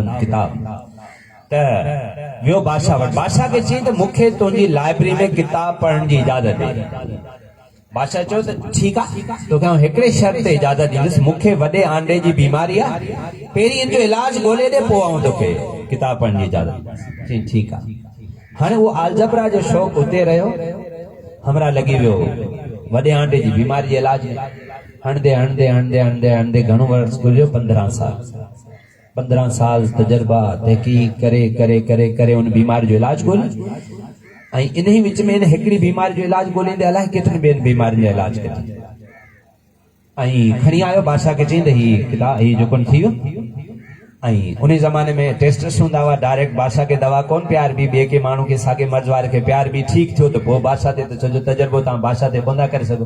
तजर्बा त रुगो ज़मीन ते कबा आहिनि, आसमाननि ते कोन थींदा आहिनि। वॾा जेके आहिनि उहे वॾा आहिनि, ग़रीबनि ते तजर्बा थींदा आहिनि जेको सो हमेशह जीअं किशन चंद्र जा लफ़्ज़ जा नावल था यादि अचनि। सो किशन चंद्र ॾाढो ख़ूबसूरत पंहिंजो नावल निगार आहे। उन जो हिकिड़ो नंढड़ो नावल आहे, उनमें जेको न दादन पुल के बच्चे, वो हिकिड़ो अनाथ हिकिड़ो बच्चो नंढड़ो ॿारड़ो आहे, उनखे हू मुखातिब थिए थो, उन सां वञे थो भॻवानु हिकिड़े ॾींहुं इंसान जी शिकिल अख़्तियार करे उहो वञे थो ॿार खां पुछे थो, ॾेख तुंहिंजी ज़िंदगी कीअं थी गुज़रे। त चई हलाऊं तोखे ॾेखारियां थो, हिकिड़ी जॻह ते गुल थो विकिणे हुतां भॼाइनि था, ॿी जॻह ते ख़ैरात वठे हुतां भॼाइनि था, वरी सीउ थो लॻेसि हुतां भॼाइनि था। बहरहाल ईअं चई मुंहिंजी सॼी ज़िंदगी ईअं थी गुज़रे। चई तुंहिंजी ॾुखी ॾाढी ॾुखी ज़िंदगी थी गुज़रे। चई हा भॻवानु ईअं थी गुज़रे ज़िंदगी। चई पोइ हीअं कर त हाणे तोखे बुख लॻी हूंदी। चई हा बुख त तमामु घणी लॻी आहे। चई पोइ हल तोखे मानी खारायां। त चई ठीक जी, मूं वटि पैसा कोन्हे। चओ भॻवानु आहे कहिड़ी परवाह, तो हल हली जेको पाण मानी खाऊं। मानी खाइण जॾहिं वेठो तॾहिं हुनखे चई त तव्हां मानी खाओ। चई न आउं मानी न खाईंदा, हुनखां मां वरी आहियां, तो मानी खाए। सो मानी खाधी तॾहिं हुनखे चई त तूं बीमार थींदे पोइ छा कंदो? चई जॾहिं आउं बीमार थींदो आहियां त पोइ बसि कुझु कोन कंदो आहे, दवा वग़ैरह त मिलंदी कोन्हे, पोइ आउं जस्ट जेको न ईअं थी चुड़ी चुड़ी ठीकु थी वेंदो आहियां। पोइ हुनखां पुछे त भॻवानु तव्हां कॾहिं बीमार थियो था? त चई न आउं मूंखे कॾहिं बि न, पर कॾहिं कॾहिं मूंखे मथे में सूरु पवंदो आहे, पोइ आउं स्प्रो जी गोरी खाईंदो आहे। त हू चए थो त हा वाक़ई भॻवान खे सिर्फ़ु मथे में ई सूरु पइजी थो सघे, छो जो हुनजो दिलि कोन हूंदो आहे। चवण जो मतिलबु आहे त इहे जेके एहसासाती जेके मसइला हूंदा आहिनि, ऐं मुंहिंजो मतिलबु हिते किथे बि मुंखे मुहावरा उनखे न आहे रिलीजियस कंटेक्स्ट में, पर उन जेको न जेके माना तजुर्बा जेके थींदा आहिनि उहे हमेशह आम माण्हुनि ते थींदा आहिनि। हाणे बि ताज़ो तव्हां सां LBD जो एॾो वॾो तजुर्बो थियो आहे, ऐं अञा ॿिया खोड़ अहिड़ा तजुर्बा तव्हां ते थींदा आहिनि। त हुननि उहो तजुर्बो कयो उन छोकिरे ते, ऐं उहो छोकिरो ठीकु थियो, बादशाह खे खारायूं, बादशाह ठीकु थियो। बादशाह चयो त ठीकु आहे, हाणे आउं तव्हांखे इजाज़त ॾींदुसि किताब पढ़ण जी, पर हिकिड़ो शर्त आहे। चई ॿुधायो? चई शर्त इहो आहे त तूं 1 साल हिन लाइब्रेरी में वेंदे। चई ठीकु आहे। ऐं को बि पेन पनो गॾु खणी कोन वेंदे। चई ठीकु आहे। को बि नोट्स कोन ठाहींदे। चई ठीकु आहे। को बि किताब ॿाहिरि कोन खणी वेंदे। चई ठीकु आहे। 1 साल जो एग्रीमेंट थियो। छोकिरो इहो ई साॻियो अंदरि वियो ऐं 1 साल वञी करे हुन किताब पढ़िया। साल खां पोइ जॾहिं ॿाहिरि निकितो तॾहिं ख़ाली हथ निकितो। बादशाह खे चईंदुसि वाइदो पूरो थियो, मूं कुझु बि कोन खयो, ऐं वञा पियो, तुंहिंजा सभु किताब सलामत, मूं को नोट्स कोन वरितो, कुझु बि कोन वरितो। चई पोइ तो वटि छा आहे? चई तुंहिंजी सॼी लाइब्रेरी जे अंदरि जेके किताब आहिनि इहे सभु मूं पढ़ी सम्झी सिखी यादि करे वरिता आहिनि।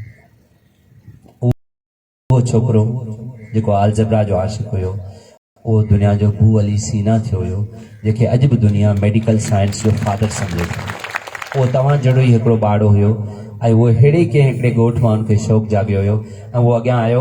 हाणे ॻाल्हि आई त किताब माण्हू जी ज़िंदगी खे कीअं तब्दील थो करे छॾे। त मुस्लमाननि जो जेको इहो दौरु आयो, जेको मूं तव्हां ॿुधायो, त हिननि हिकिड़ी टेक्निक यूज़ कई जंहिं हिनखे जेको न सो ॾाढो कामयाबु कयो। हीउ जेको कागज़ आहे न बाबा पंहिंजे हथनि में आहे, इहो तव्हां ख़बर आहे कंहिं ठाहियो आहे? इहो चाइना वारनि ठाहियो आहे, शुरूआति उन्हनि कई हुई जेको। ऐं जेका पेन आहे न, हिन में जेका पाण मस भरींदा आहियूं न, इहा स्विट्ज़रलैंड वारनि भरी हुई। मस ठाही स्विट्ज़रलैंड वारनि हुई, पनो हिननि ठाहियो चाइना वारनि। ऐं सभ खां पहिरीं इस्तेमालु कीअं कयो? मुस्लमाननि करे टेक्नोलॉजी जो इस्तेमालु, माना हिकु क़दम।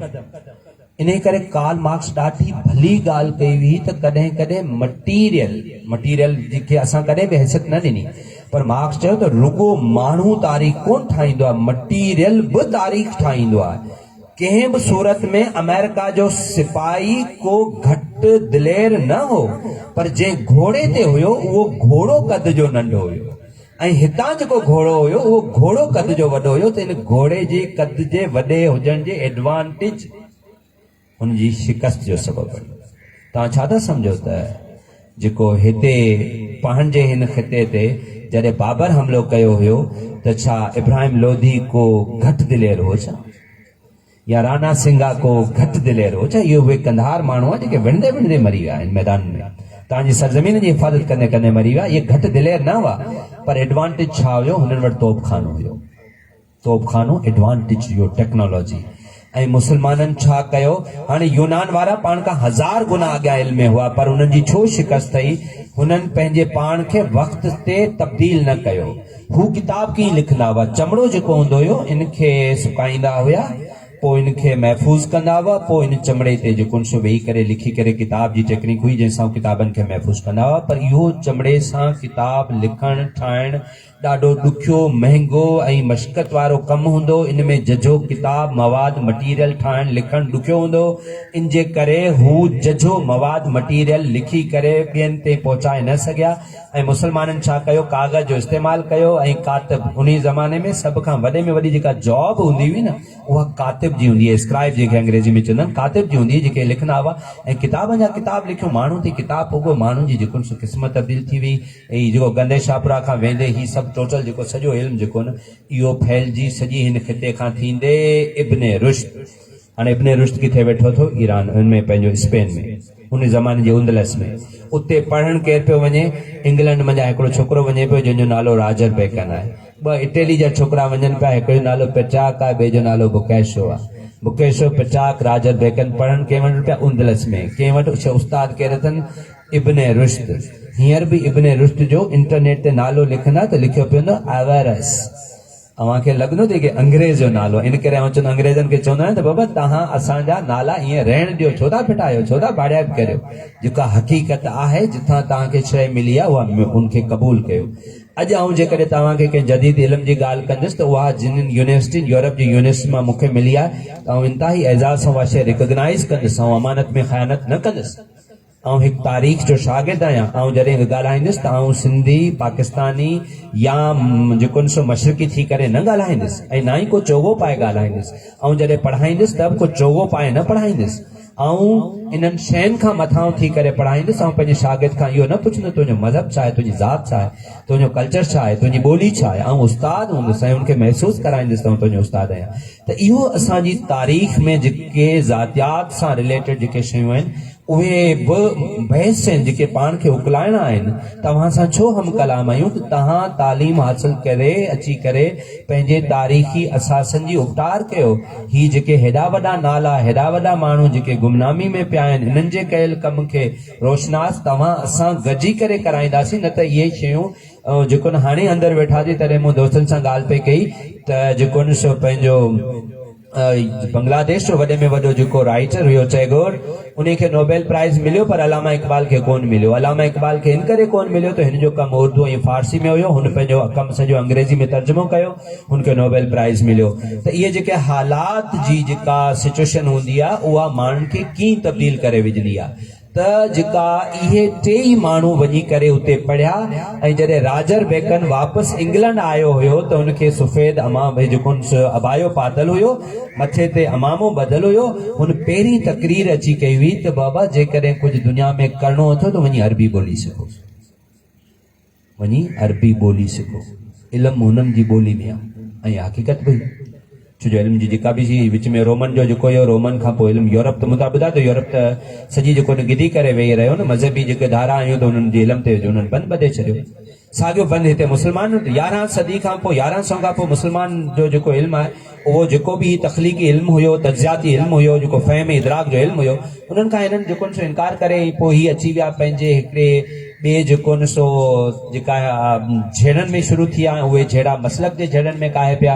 पोइ त रुगो बगदाद जे अंदरि जेको 11 जॻह ते मनाज़रा पिया हलिया त रसूल पाक जंहिं महराज ते विया हुया, उहो महराज ते जेको बुराक हो उहो मेल हो फीमेल हो, अहिड़े तरह जा जेको सो हिननि बाक़ाइदे बहस छिड़ी छॾी आहे। साॻिया बहस जेको यूरोप वारे पादरी कया पए, हितां जेको तुर्क जेको बाजेदी यलदरम वारनि जूं फ़ौजूं काहे पियूं वञनि, कुसुद्दीन दुनिया ते हमिलो पियो थिए। हुनजे मर्कज़ में वेठल जेके पादरी आहिनि उनखे ॿुधाइनि पिया त बाबा उहो फ़ौज अचे पई, शहर खे पहुचण वारा अची तव्हां छॾियो, इहो पंहिंजो मसइलो कोन्हे। पंहिंजो मसइलो इहो त ॿुधायो त अम्मा मरियम हज़रत ईसा खे जनम ॾियण खां पोइ जेको न कुंवारी रही या कोन रही, जेको सो मामिलो। ऐं असां वटि बि अहिड़े क़िस्म जा बहस हलिया हुआ बरे सगीर में, पर उन ते कोन थो हींअर ॻाल्हायां, वरी सोइज़न पैदा थींदो। पर माना यूरोप जे अंदरि इल्म जी शुरूआत जेका थिए पई, इहा का तारीख़ इल्म कोन्हे, इहा कॾहिं पई थिए तक़रीबन माना 1500 खां पोइ। इन खां पहिरीं 1552 में हुननि प्रिंटिंग प्रेस ठाही। इन खां पहिरीं इहे छा हुया, इन जी मूं तव्हांखे इहा ॿुधाई त हुन वटि इल्मी इहा सिताई हुई जो माना हुनजो बादशाह बि टेड़ी मेड़ी सही पियो करे। हाणे ईअं कोन्हे त अंग्रेज़ को सदियुनि खां वठी एॾो वॾो तरक़ी याफ़्ता आहे, पाण को लखनि सालनि खां वठी पोयां आहियूं, अहिड़ो कुझु न आहे। ही इन तारीख़ खे सम्झण जी ॻाल्हि आहे ऐं असांखे रुगो ॾिसणो आहे त असां खां ग़लतियूं किथे थियूं। हाँ हिनन जेके किताब ठाया हुआ एतरा किताब जैसा ये तरक्की पजीर थिया उन खां पोइ यूरोप जॾहिं इल्म जी तरफ़ वधण शुरू कयो यूरोप कुछ भी उही कयो जेको हिनन कयो तमाम किताबन के तर्जुमो कयो ना यूरोप तर्जुमो कयो यूरोप एकड़ो कदम वरी टेक्नोलॉजी में अॻियां वियो हुनन प्रिंटिंग प्रेस ठाही कैक्सन ब्रदर्स वारन प्रिंटिंग प्रेस ठाही ऐं हेॾा मुसलमानन फतवा आयो त प्रिंटिंग प्रेस हराम 300 साल मुसलमान जी दुनिया में प्रिंटिंग प्रेस थी हराम ऐं इल्म सॼो जेको न वियो होॾां ऐं उन खां पोइ जेको अंग्रेज आयो शऊर जी दुनिया में हुन कदम रखियो ऐं पोइ वरी मूं जीअं ॿुधायो त मटीरियल माण्हू खे फ़ाइदो ॾिए थो त अंग्रेज खे हिकिड़ो मटीरियल फ़ाइदो ॾिनो त हुननि स्टीम इंजन ठाहे विधी स्टीम इंजन खे हलाइण जे लाइ खपे कोयलो जेको हुननि वटि जाम हुयो ऐं ॿियो खपे लोहो ट्रेननि जो रस्तो ठाहिण लाइ उहो बि हुननि वटि जाम हुयो पोइ कोयले ऐं लोह सां उहो सॼी दुनिया में काहे पिया पोइ हुन का कुंड कुर्च कोन छॾी एतिरी हद ताईं 1921 में 30% जेको हुयो अंग्रेज जे कब्ज़े में ऐं उहो सॼी दुनिया ते कब्ज़ो करे वेही उनखां पोइ हुननि हुते जे कल्चर हुते जी ॿोलियूं जी तहज़ीबनि खे वेही करे एतिरी हद ताईं हिते हुननि इहे मुदाख़लतूं कयूं जो माना बेबिंगटन मैकाली जेको हिते 1835 में जेके मिनट्स लिखिया हुआ उन में हुन चयो हुयो त हिन मशरिक जो सॼो इल्मु माना संस्कृत अरेबिक पर्शियन 3 ॿोलियुनि जो जंहिंजो सॼो इल्मु ऐं मुंहिंजी लाइब्रेरी जे पियल हिकिड़े खाने जे बि बराबरि कोन जुमिले जी घटियापन इएं हुन पाण खे इहो बावर करायो त बाबा तव्हां कुझु कोन आहियो तव्हां गैर मुहज़िब आहियो तव्हां ना समझदार आहियो तव्हां ना जेको न सो तव्हां में फ़हम कोन्हे तहज़ीब कोन्हे इन जे करे हुननि अंग्रेज़नि हिते हुकूमत करण जे लाइ टर्म्स चया त वाइट मैन्स बर्डन त बाबा इहो अच्छे माण्हुनि ते असांखे को अव्हां ते हुकूमत करण जो शौक़ु कोन्हे इहो असां ते अच्छे माण्हुनि ते अची वज़न पियो आहे त हीअ जेके अवी भूरा ऐं कारा आहियो असीं अव्हां खे इंसान करियो इहो वाइट मैन्स बर्डन आहे असां ते वज़न आहे असीं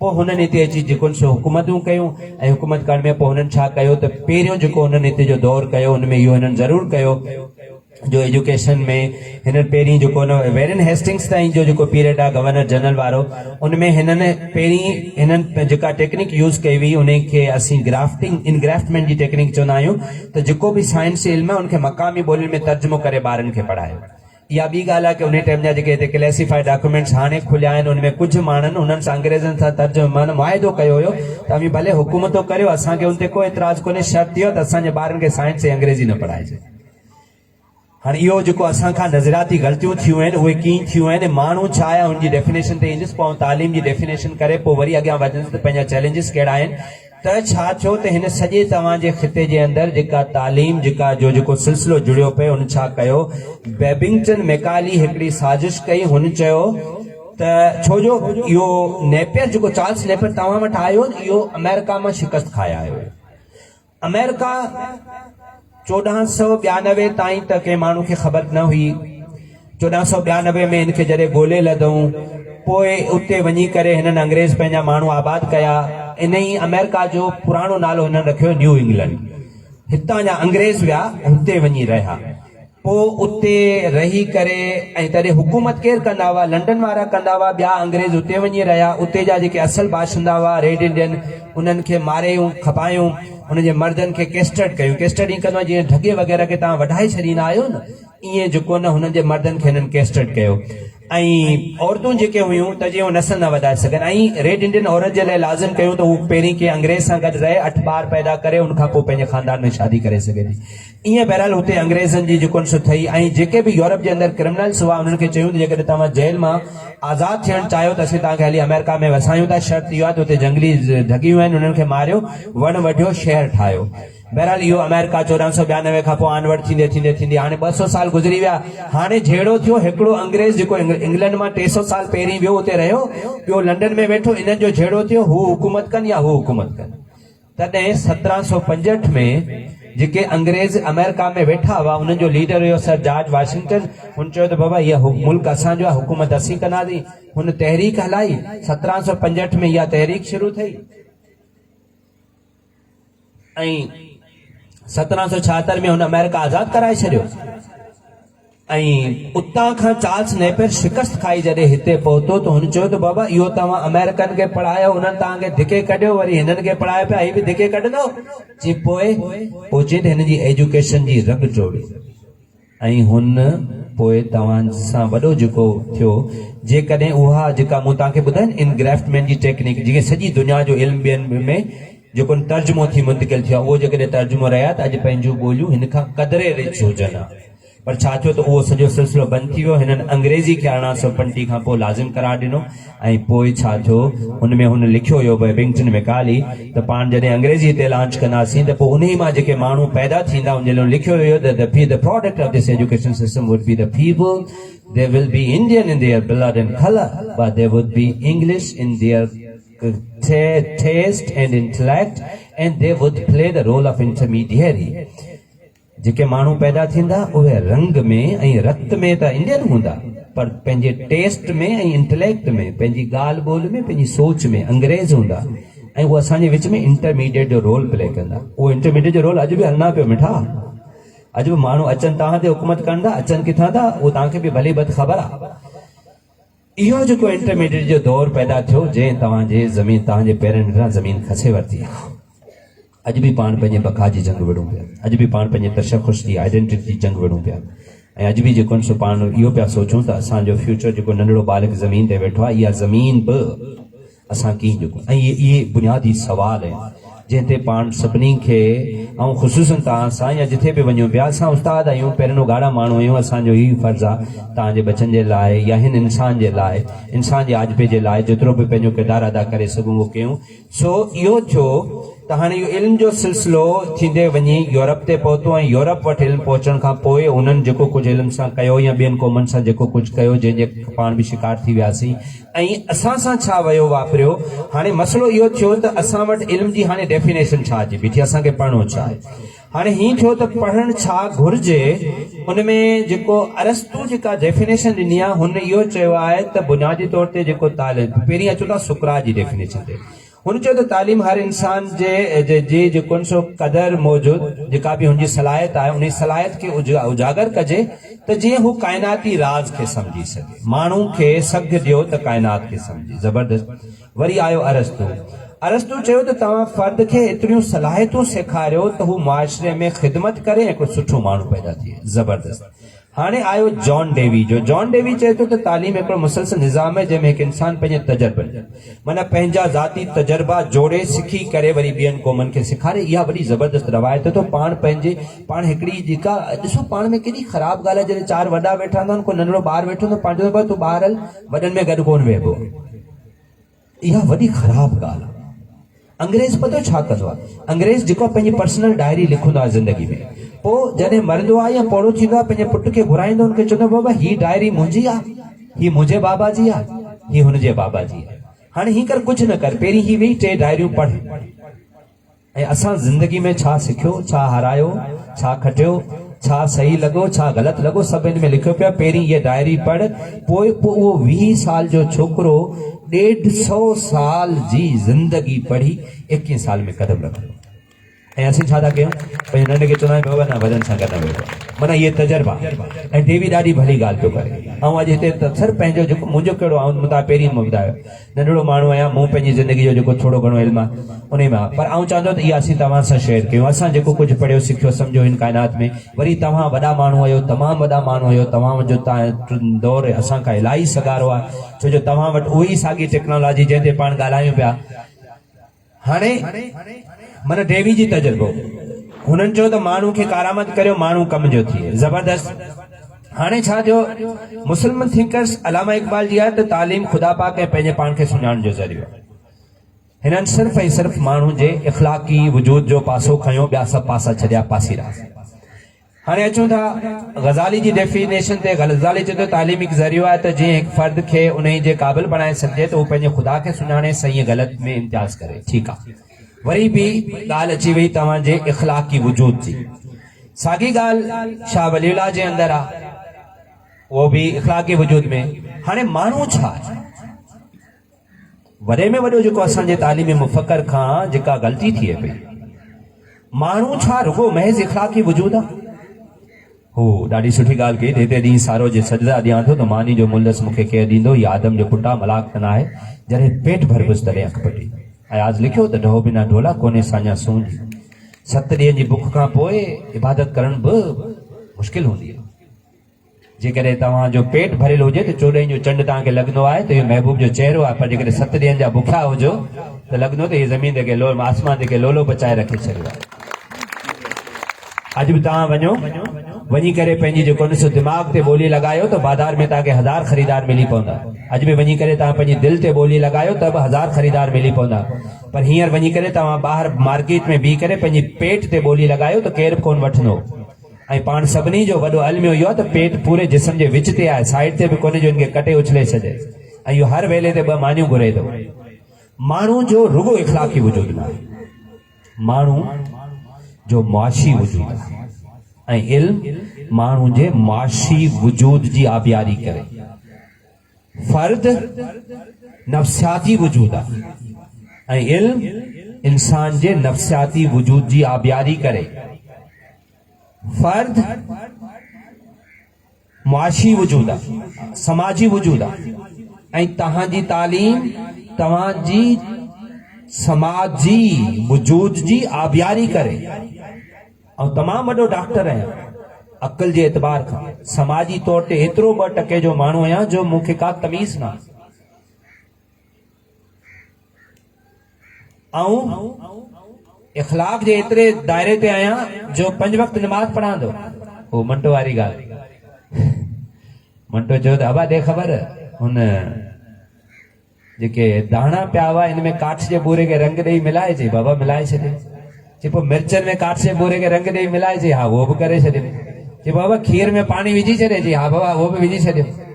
चए पोइ जेको पुराणो तेल पियो हुयो उहो ताज़े इन तेल में मिलाए छॾे। चई हा बाबा उहो बि करे विधमि। चयो पोइ जल्दी कर, वज़ू कर, नमाज़ ते हलूं, देरि पई थिए, काफ़ी देरि खां नमाज़ अज़ान अची वई आहे, बा जमात नमाज़ पढ़ी।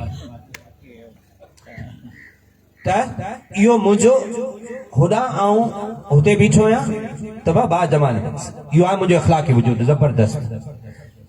पर मुंहिंजो समाजी वजूद इहो आहे त तव्हांजे खीर जे पाणी, पोइ मुंहिंजी का हैसियत कोन्हे।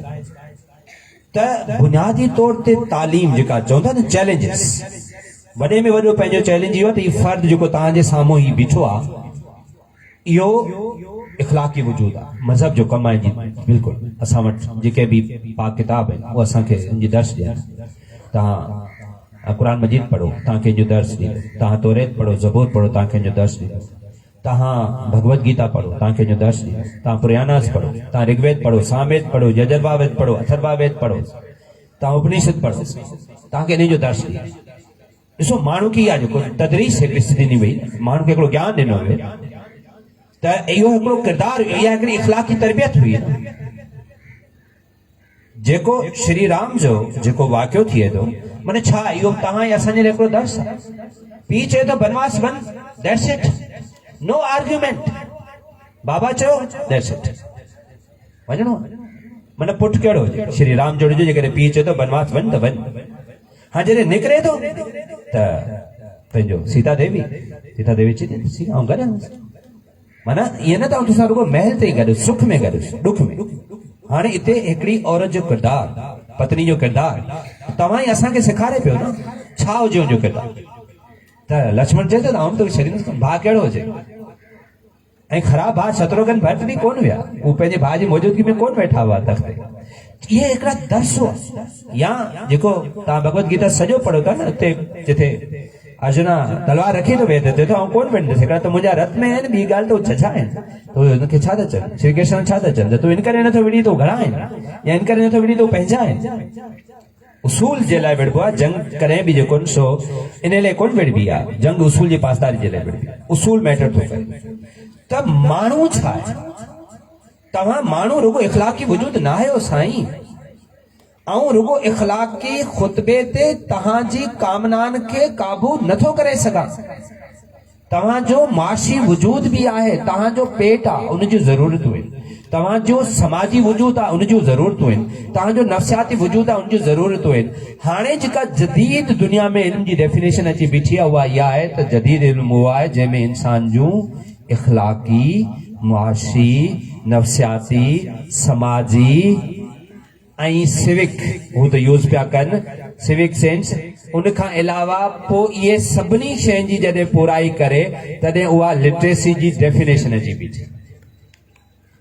हाणे ऐं हींअर कुछ अर्सो पहिरीं लास्ट 2 जुलाई ताईं हिकिड़ी अमेरिकन यूनिवर्सिटी सां ट्रेनिंग कंदो रहियुसि त असां सां जंहिं यूनिवर्सिटी जे प्रोफेसर जे मूंखे पढ़ायो पिए एमी ईअं लिटरेसी जी डेफिनेशन ठही त मूंखे चई त लिटरेसी जो छा मतिलबु आहे न पढ़ियो लिखियो केरु आहे त मुंहिंजो मैडम असां वटि त पढ़े लिखी जो त हिकिड़ो सादी डेफिनेशन सां सही वेंदी आहे त ख़बर आहे त पाण वटि लिटरेसी रेट केतिरो हुयो 1911 में हीअं पाण 2022 में वेठा आहियूं तक़रीबन अॼु खां 110 साल पहिरीं 1911 में हिन पंहिंजे सॼे बरे सगीर में रुगो 11% माण्हू पढ़ियलु आहे सॉरी 6% माण्हू 6% माण्हू पढ़ियल लिखियलु आहे 1911 जी तव्हांखे ॻाल्हि ॿुधायां पियो बिल्कुलु ऐं वरी बि हा बिल्कुलु 1911 में 1981 में इहो वधी करे 8% थियो माना ही जेको तव्हां खान बहादुर गुलाम मोहम्मद टालपुर जो नालो ॿुधो हूंदो जे टंडो बागो में स्कूल खोलियो हुयो इन दरवेश जो इहो तव्हां कमु ॾिसो केॾो उन्हनि ज़माने जे इन्हनि माण्हुनि जो या ही जेके माण्हू आहे उन ज़माने में जेके इहे कमु करे विया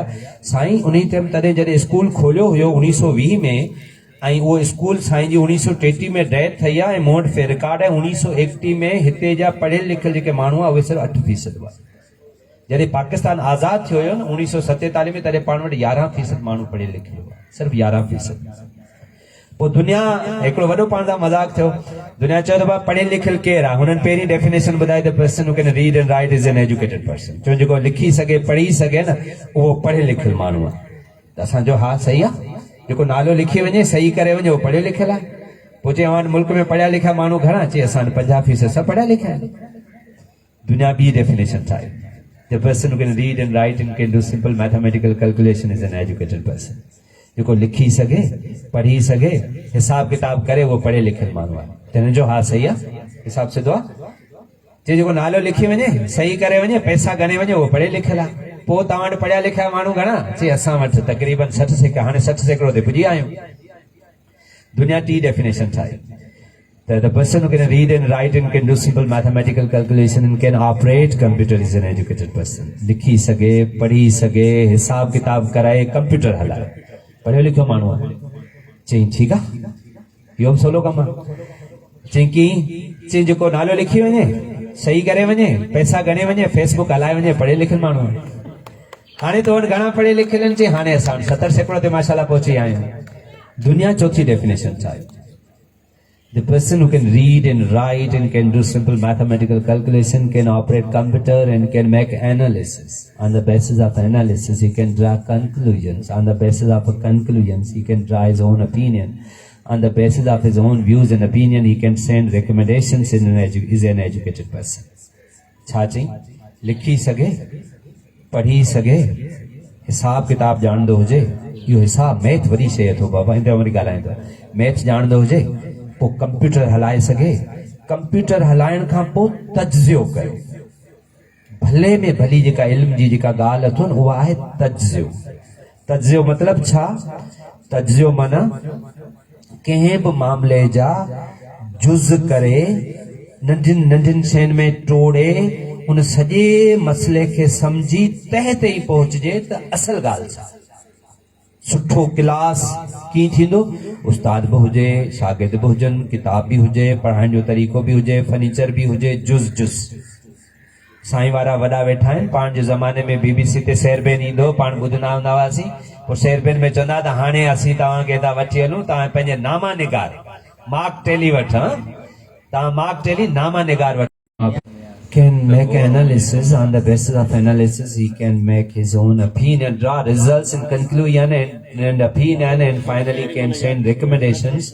वो माण्हू जेको लिखी सघे पढ़ी सघे हिसाब किताब करे सघे कंप्यूटर हलाए सघे तज्ज़ियो करे सघे तज्ज़े मां नतीजा कढे नतीजे जे बुनियाद ते राय क़ाइमु करे उन राय क़ाइमु करे उन जे बुनियाद ते सिफ़ारिशात ॾेई करे कंहिं बि मसइले जो हल ॿुधाए सघे इहो पढ़ियो लिखियो माण्हू आहे जेकॾहिं इहा डेफिनेशन खणी पाण हींअर वञूं त ॻोल्हियूं त पढ़ियो लिखियो कहिड़ो माण्हू आहे त मूं जहिड़ा तव्हांखे जाम प्रोफेसर मिलंदा जीअं सलीम अरमान भाउ ॻाल्हि कई त रुगो डिग्रियूं उन्हनि जे कंध में आहिनि इल्मु किथे आहे साईं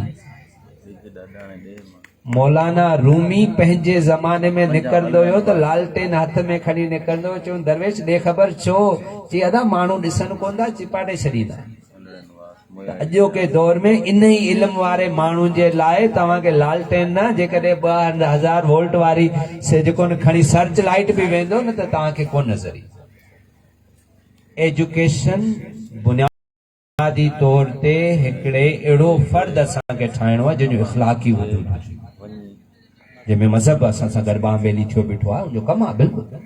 उनमें साइंस जो आहे जेको उनजी मादी ज़रूरियात खे पूरो करे, उहो उनजो कमु आहे ऐं उनखां कॾहिं बि नफ़ी कॾहिं बि इनकार करे, इहा बेवकूफ़ी आहे, इहा इल्ताई जो असांखे हिकिड़ो अहिड़ो कामिल वजूद ठाहिणो आहे जेको नफ़्सियाती तौर ते मोतबर हुजे, जेको मुआशी तौर ते पुरसुकून हुजे। मुआशी तौर ते पुरसुकून माण्हू जेको आहे न उहो इख़लाक़ी तौर ते हिकिड़ो बहितरीनु इंसान थी थो सघे। साईं माफ़ कजो, 7 ॾींहंनि बुखायल माण्हुनि जे विच में वेही करे तिको कोन था खाई सघो, ॿोटी ॿोटी करे खणी। हिन वक़्त बि 1 करोड़ 20 लख माण्हू जेके तव्हांजे मुल्क जा तालीम में कोन्हे, तव्हां छा था सम्झो? हाणे वेठासीं, साईं ॾाढी हिकिड़ी मोतबर ॻाल्हि कई त अञा बि असां थर वारा एतिरा ख़ुशि नसीब आहियूं जो असां पंहिंजो माल जेको आहे न ॿाहिरि शहरनि में छॾे करे ॿाहिराड़ी में ॻोठ वारा सुबुह जो छॾे ॾींदा आहिनि, वरी खाए पी सुबुह जो अची पाणी पींदो आहे, अव्हांजा ढोर सलामत आहिनि, जानवर सलामत आहिनि, माना इहा तव्हांजी सलामती आहे। पर इहो जेको 1 करोड़ 20 लख माण्हू जेको ॿाहिरि आहे, इहो तव्हां छा था सम्झो? इनजी का इख़लाक़ी तरबियत थिए पई न, उहो कंहिं बि तालीमी धारा में कोन्हे। इहो हिकिड़ो अहिड़ो वहंदड़ पंहिंजे लाइ नासुर आहे जेको कॾहिं बि पंहिंजे लाइ जेको अची करे अज़ाब पैदा करे सघे थो। त हाणे बुनियादी तौर ते छा आहे जेका तालीम, जीअं मूं तव्हांखे ॿुधायो त तालीम जी जेका डेफिनेशन्स, हाणे ख़ैर असां नथा वञूं त सिंध जे एजुकेशन जे फैक्ट फिगर ते वेंदुसि त मायूस थींदुसि। हींअर पंहिंजी जेका तालीम, जेका पाकिस्तान जी तालीम आहे, यकीन पुछो त उहा ॾाढी जेको न परेशान कोन आहे। सिंध जी त सभ खां वधीक परेशान कोन आहे। माना हिन वक़्तु जेको सर्वे थियो हुयो, पंहिंजो 5 क्लास जो ॿारड़ो 2 क्लास जी सिंधी नथो पढ़ी सघे। 5 क्लास जो ॿारड़ो 2 क्लास जी मैथमेटिक्स आम स्कूल में नथो पढ़ी सघे। हिन वक़्तु पाकिस्तान में जेका पहिरें नंबर ते जेका तालीम अथव उहा कश्मीर आहे, 2 नंबर ते इस्लामाबाद आहे, 3 नंबर ते गिलगित बल्तिस्तान आहे, 4 नंबर ते पंजाब आहे, 5 नंबर ते KPK आहे, 6 नंबर ते बलोचिस्तान आहे, 7 नंबर ते तव्हांजी सुहिणी प्यारी सिंध जिए। ठीकु आहे। 94% बेसिक फैसिलिटीज़ पंजाब ॾे पियो, 45% KPK ॾे पियो। ताड़ियुनि वॼाइण ते डुख बि थी वियो। उहो चाइना वारी ॻाल्हि यादि अची वई।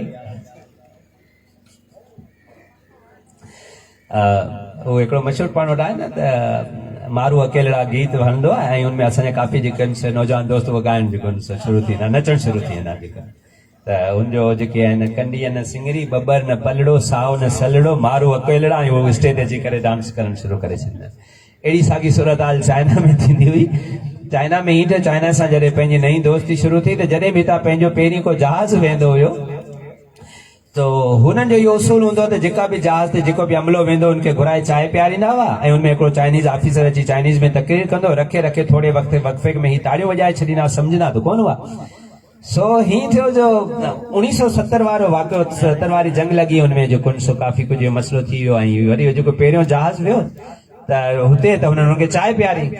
त जॾहिं चांहि पियारी, ठीकु आहे बेटा,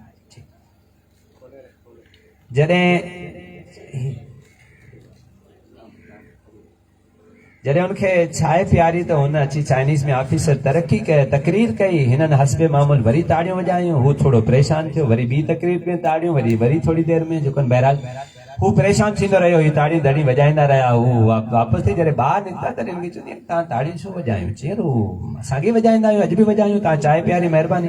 चई न यार, हुन चाइनीज़ में चयो त मूंखे तमामु घणो दुख थियो आहे त तव्हांजो मुल्क टुटी वियो, 2 टुकड़ा थी वियो, त चई तव्हां हुते ताड़ियूं वॼायूं। चई हुन हिन खां वॾो मूंखे दुख इहो थियो त तव्हांजा 90,000 कैदी थी विया आहिनि त तव्हां हुते वञा ज़ोर सां ताड़ियूं वॼाईंदा। सो सवाल पाण सां बि काफ़ी आहिनि त माना 94% जेका सहूलियात आहे उहो जेको न पंजाब पंहिंजे स्कूलनि खे ॾिए थो, 43% जेको न KPK ॾिए थो, 26% सहूलियात बलोचिस्तान ॾिए थो ऐं जस्ट जेको आहे 23% फैसिलिटीज़ सिंध ॾिए थो। मूं वटि हुनजो डेटा पियो आहे। सिंध चए थो त 10 सालनि जे अंदरि असां 37 बिलियन रुपया तालीम ते ख़र्च करे छॾिया। अफ़सोस आहे। ऐं इहा कहिड़ी तालीम आहे पाण वटि? हीअ जेको पाण हींअर सिंपल किताब वेठा पढ़ूं, इहो किताब न आहे। यकीन पुछो, इहा एजुकेशन न आहे। मूं जॾहिं तव्हांखे ॿुधाए पियो लिटरेसी जी डेफिनेशन में, त हुन मूं एमी खां पुछो त तव्हां वटि अमेरिका में पढ़े लिखे माण्हू जी डेफिनेशन छा आहे? हुन चयो त असां वटि अमेरिका में असां लिटरेसी टर्म हाणे नथा यूज़ करियूं, असां यूज़ था करियूं मल्टीपल लिटरेसीज़। त मुंहिंजो इहा छा आहे भला, थोरो सम्झाए जेको न। हुन चयो त बाबा माना रुगो हिकिड़ो ॿार किताब लिखे पढ़े इहा तालीम न आहे। हाणे अमेरिका में तालीम जी डेफिनेशन इहा त हिकिड़ी ॻाल्हि आहे त टेक्सचुअल लिटरेसी माना लिखण पढ़ण खे अचे इहा आहे हिकिड़ो पढ़ियो लिखे माण्हू जी। वरी विजुअल लिटरेसी मीडिया में documentaries film screen play dramas ऐं समाज में जेको कुझु वहे वापरे पियो इहो ॾिसी करे हू छा पिराए ई कीअं इनखे सम्झे त सही ग़लति इन जो सही करण इहा बि उनखे हुजे ॼाण। टियों डिजिटल लिटरेसी त जेका बि टेक्नोलॉजी अचे थी उन सां उनखे इक्विप कजे। ॾिसो मूं तव्हांखे ॿुधायो त अरबन यूनान खे टेक्नोलॉजी जे बुनियाद ते खटियो, वरी अंग्रेज जॾहिं प्रिंटिंग प्रेस ठाही त साॻी ग़लती में हाराए वेठो, साॻी ग़लती में हाराए वेठो। साॻियो बाबर तारीख़ ॾिसो कीअं थी कटे माण्हू खे। यादि रखो पाण वटि काफ़ी जेके माण्हू जेके सम्झंदा था बसि असां रुगो करप्शन करे ॿ घर ठाहे था ऐं ॿ टे बंगला वठी था, कनेडा में रेजिडेंसी वठी या पढ़ी लिखी करे, या असांजो कुझु नौजवान बाबा पढ़ूं पिया पोइ बाबा CSS करे पोइ वरी करे अची जेको साव मुंहुं कबो। तारीख़ जा पंहिंजा फ़ैसिला अथो। उहो साॻियो बाबर जंहिं तोप खाने जी टेक्नोलॉजी ते इब्राहिम लोधी ऐं जेको जेको तारा सिंघा जहिड़े बहादुर माण्हू खे जेको राणा सिंघा जहिड़े बहादुर माण्हू खे मारे तख़्त ते वेठो। उन्ही जो साॻियो उन्ही जो फर्ज़ंद उन्ही जी कबीले जो माण्हू उन्ही जी क़ौम जो माण्हू औरंगज़ेब खे जॾहिं अंग्रेज अची करे तोहफ़ो ॾिनो उनमें जेको चश्मा खणी आया ऐं दूरबीनी खणी आया, दूरबीनी सां परे ॾिसण जो ऐं चश्मो हुनखे चश्मो पातई त जी हा यार इंसान त मूंखे सही थो नज़र अचे पियो, हाणे करे ॿिया बि अहिड़ा मूंखे ॾियो। उन्हनि खां इहो कोन पुछी त इहो चश्मो छा आहे, तव्हां कीअं ठाहियो, पोइ इहो कीअं ठहंदो, असीं कीअं ठाहियूं। हल मुमताज़ महल मरी वई ऐं हिननि हुन ते जेको न सो ताजमहल आहे जेके पाण अॼु नाज़ सां फ़ख्र सां चवंदा आहियूं ताजमहल आहे। साॻी स्वीडन जे बादशाह जी उन ई सां दौर में राणी मरी वई। हुन हुकम कयो त घटी घटी शहर शहर में मैटर्निटी होम ठाहियो, तरबियत ॾियो औरत खे त जेको सो डिलीवरी जे तरबियत उनखे फन सेखारियो। ऐं अॼु स्वीडन में हिकिड़ी बि औरत जेको न ॿार खे जनम ॾींदे नथी मरे। इन ई जेको न ताजमहल खां त पोइ खान बहादुर गुलाम अमन टालपुर वॾो मोतबर माण्हू हुयो जंहिं 1927 में टंडे बाग में मैटर्निटी होम पंहिंजे खीसे मां ठाहियो जिते औरतुनि जी तरबियत ॾिनी। डिजिटल टेक्नोलॉजी मूं तव्हां ॿुधायो त उहो ई साॻियो वेठो आहे। औरंगज़ेब छा पियो चवे, आदा अहिड़ा चश्मा मूंखे, अरे तूं इहो हुन खां न पुछ त हीअ तो कीअं ठाही आहे। तव्हांजे पासे में जापान आहे न, शयूं तारीख़ सां गॾु पियूं वञनि। माफ़ कजो थोरो तव्हांजो टाइम वठां पियो। जापान जे अंदरि जेको अवाइली हिन जो अक़ीदो हूंदो, हिन जो ख़ुदा जेको उहो इंसान हूंदो हुयो, इंसाननि वांगुरु रहंदो हुयो, हिकिड़े पासे रहंदो हुयो ऐं पोइ सभु माण्हू जेका बि ॻाल्हि हूंदी हुनखे ॿुधाईंदा, हुनखे जवाबु ॾींदो हुयो। जापानीज़ हिकिड़ी मक़सूद दुनिया में सभ खां मुख़्तसिर ऐं सभ खां डिघो जेको सजदो थींदो हुयो उहो चाइना हिन में जापान में थींदो हुयो। इन्हनि जो जेको ख़ुदा साल में हिकिड़ो दफ़ा ईंदो हुयो ज़ियारत जे लाइ, हुनजे लाइ सभु माण्हू हीअं अची गॾु थींदा हुया ऐं हू ईंदो हुयो। मुंहिंजे अचण खां पहिरीं ऐलान थींदो त हाणे हू तशरीफ़ खणी अचनि पिया, पर्दो हिलंदो हुयो, सभु माण्हू सदे में हलिया वेंदा हुआ। अञा हू सजदे में हूंदा त ऐलान थींदो त ख़ुदा हाणे वापसि वञे पियो ऐं हू तक़रीब में अञा सजदे में ई हूंदा हुआ ऐं हू जेको न सो वापसि हलियो वेंदो। हू रुगो पर्दे खे हिलंदे ॾिसंदा हुआ सजदे में वञण खां पहिरीं। जंहिं महिल वापसि उथंदा हुआ त बि पर्दो हिली रहियो हूंदो हुयो ऐं चवंदा आहिनि त हुनजे ख़ुदा जे कपिड़नि जा जेके दर्ज़ी माप वठंदो उहो परे खां वठंदो हुयो। पोइ कॾहिं हिकिड़ी बांह नंढी हूंदी हिकिड़ी वॾी हूंदी हुई। बहरहाल इन ते जॾहिं अंग्रेज़नि पहिरियों हमिलो कयो पोइ उहे बंदूकूं खणी आया ऐं बंदूकूं हयूं, इन्हनि जा माण्हू मारियूं त हू वरी विया वञी। हुन ॿुधायो त यार तव्हां त चयो पंहिंजो ख़ुदा वेठो आहे पाण खे बचाईंदो, हीअ ॿाहिरां हिकिड़ा माण्हू आया हीअं करे मारे विया हलिया। हीअ जेको सुनामी चइबो आहे न, जैपनी वर्ड आहे न, माना को माना जिथे पतण जंहिंखे चऊं उहो जेकॾहिं तबाह थी वञे त पोइ यूज़ कंदा। चई यार हू माण्हू आया हीअं करे विया हलिया। हुन चयो त ख़ुदा खे चयो पोइ वरी ख़ुदा हिन माण्हुनि खां पुछे त कहिड़ा माण्हू हुआ, छा पे कयूं, पोइ कीअं धमाका थिया, पोइ धमाकनि मां छा थियो। पोइ वरी हिननि खां पुछे, वरी गुम थी वञे, वरी 10 ॾींहं 15 ॾींहं 20 ॾींहं सोचे सोचे सोचे सोचे पोइ वरी वञे, वरी हिन खां अची पुछे, वरी जेको माना उन्हनि जा जेके पादरी हुआ उनजे थ्रू पुछे, वरी सोचे। पोइ जापानी माण्हुनि खे चई त हाणे हीअं करियो, ॿाहिरि वञो, जेको ॾिसो तस्वीर ठाहियो, जेको ॾिसो तस्वीर ठाहियो। पोइ जापानी माण्हुनि ईअं सॼी दुनिया में जिथे वेंदा हुआ तस्वीर ठाहिण, पोइ कैमरा, तव्हां ॾिसो कैमरा हिन जे कंध में पियो हूंदो, जेका शइ ॾिठो, टेबल ॾिठो हुनजो फोटो, कुर्सी ॾिठो हुनजो फोटो, पोइ इहे सभु फोटो गॾु करे करे करे पोइ टेक्नोलॉजी जो बुनियादु कयूं ऐं हू अलाए किथे जे किथे वञी पहुता। ईअं तरक़ी करे जेको उते वञी पहुता टेक्नोलॉजी। ऐं हिते जेको न उहो ई साॻियो बाबर आयो टेक्नोलॉजी जी बुनियाद ते, उहो ई साॻियो औरंगज़ेब आयो इन जे बुनियाद ते। उन खां पोइ छा थियो जो उहो ई साॻियो उन्हनि जी पंहिंजी धीउ बीमार हुई, डॉक्टर बार्टन आयो, डॉक्टर बार्टन उनजी जेको सो बादशाह जी धीउ जो इलाज कयो। इन खां पोइ पुछींदा हाणे तोखे घुर, डॉक्टर खे चई तोखे छा थो खपे, ॾिसो क़ौम जो फर्द जो लेवल ॾिसो।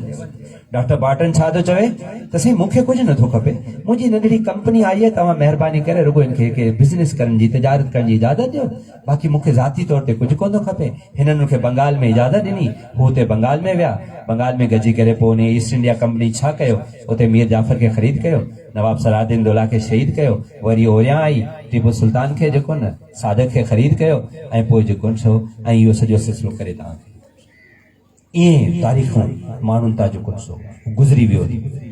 त हाणे हू चवे थो अमेरिका में चए थो पढ़ियो लिखियो केरु आहे, टेक्स्ट लिखण पढ़ण अचे, ठीकु आहे, वीह लिटरेसी। ही सॼो मीडिया में जेको वहे वापरे पियो। असां हिननि खे पुछ इहा बि ख़बर न हूंदी त अॼु दुनिया में छा पियो थिए, छो जो असां हिननि खे कॾहिं इहा तरबियत ई न ॾिनी आहे। ख़बरनि सां, ॿियनि शयुनि सां, समाज सां, हिननि सभिनी शयुनि खां, स्कूल जो बि हिन सां कमी कोन। तव्हांजी होटल में लिखियो पियो सियासी गुफ़्तगू करना मना है, मना शऊरी बंद आहे। इनखां वधीक तव्हांजी सोच होॾां जेका तज्याती सोच जितां फिकर शुरू थो थिए उते बंदि ॿधो पियो। हाणे डिजिटल लिटरेसी, मीडिया लिटरेसी। हाणे मीडियम मां ॻाल्हि मीडिया ते वई हले, print media, electronic media, social media, अलाए केतिरा मीडिया जा फॉर्म्स आहिनि। मीडिया लिटरेसी हुजे, डेटा लिटरेसी हुजे। ही जेको बैनर लॻल आहे मथां मथां जेका कोटेशन लिखियल त इहा नवल हरार अची आहे, ही जेको ऐं ही चवे थो त हिन वक़्तु दुनिया में डेटा एतिरो आहे जो रुगो इहा माण्हू खे रुगो इहा ख़बर पए न सही क्लियरिटी। हर दौर जी पंहिंजी पंहिंजी तक़ाज़ा आहे। जॾहिं पाण जंगल में रहंदासीं, पाण मां जेको ज्यादा ताक़तवर हुयो उहो डोमिनेंट हुयो, ताक़त जंहिं वटि ज्यादा आई उहो मोतबर हुयो। आयासी ज़रात में जंहिं वटि ज़मीन ज्यादा आई उहो मोतबर हुयो। पोइ ग़ुलामी जो दौर आयो, सारी जंहिं वटि ज्यादा ग़ुलाम हो उहो वधीक ताक़तवर हुयो। पोइ ज़राअत जो दौर आयो, जंहिं वटि ज़मीन ज्यादा आई उहो ज्यादा ताक़तवर हुयो। पोइ इंडस्ट्री जो दौर आयो, पोइ जंहिं वटि ज्यादा इंडस्ट्री उहो ज्यादा ताक़तवर। अॼु डेटा जो दौर आहे, जंहिं वटि डेटा ज्यादा उहो ज्यादा ताक़तवर आहे। डेटा में जंहिं वटि क्लियरिटी आहे उहो सभ खां वधीक ताक़तवर माण्हू थो। ऐं डेटा लिटरेसी,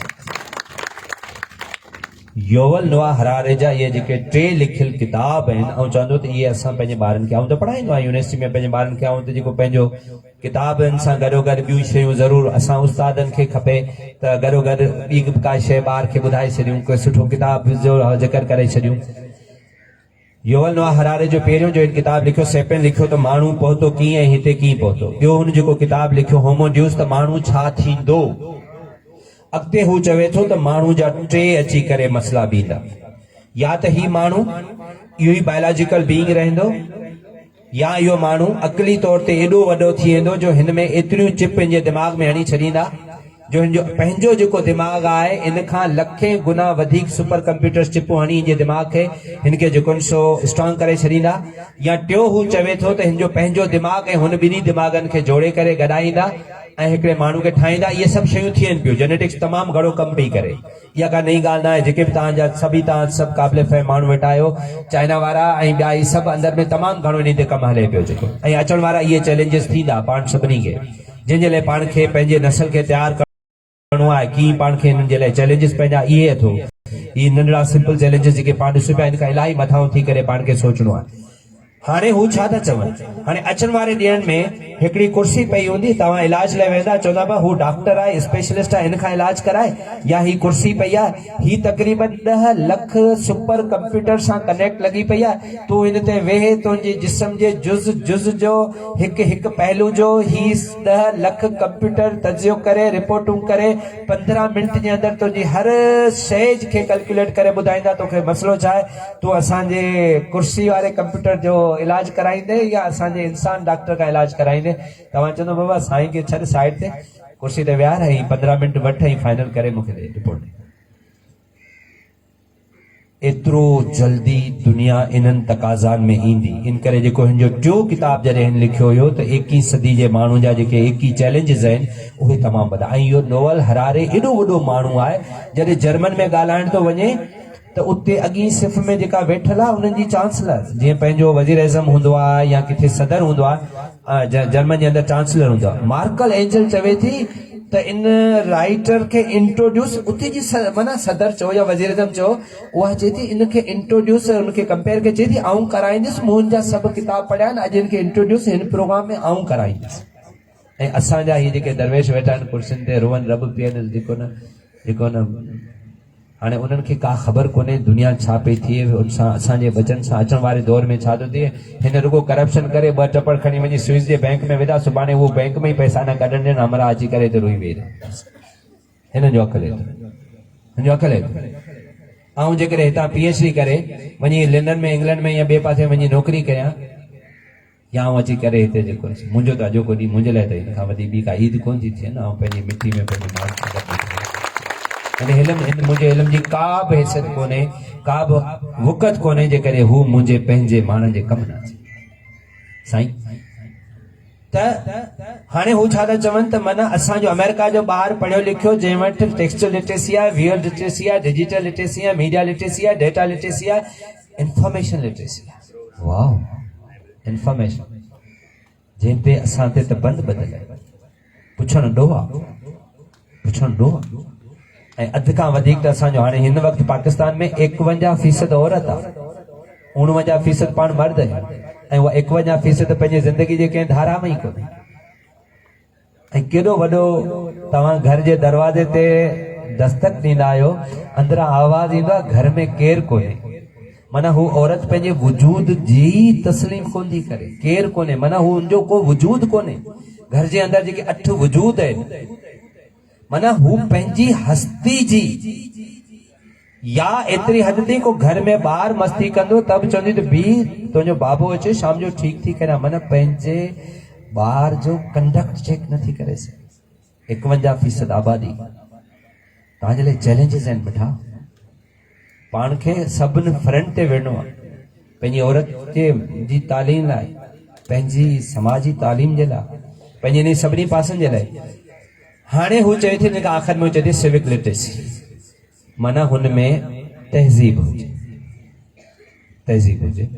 महज़ब हुजे, त न बसि तव्हां साईं अचो वेठो, या आउं हिते ॻाल्हायां पियो, मूं में इहा हुजे त आउं छा पियो चवां, कंहिंसां मुखातिब आहियां, कहिड़े तरीक़े सां ॻाल्हायां पियो, हिकिड़ी जो माना हाणे हुननि जो अमेरिका जे अंदरि जेका पढ़ियो लिखियो माण्हू आहे, textual, visual, digital, media, data, information, civic literacy खां पोइ उहो थो थिए पढ़ियो लिखियो माण्हू।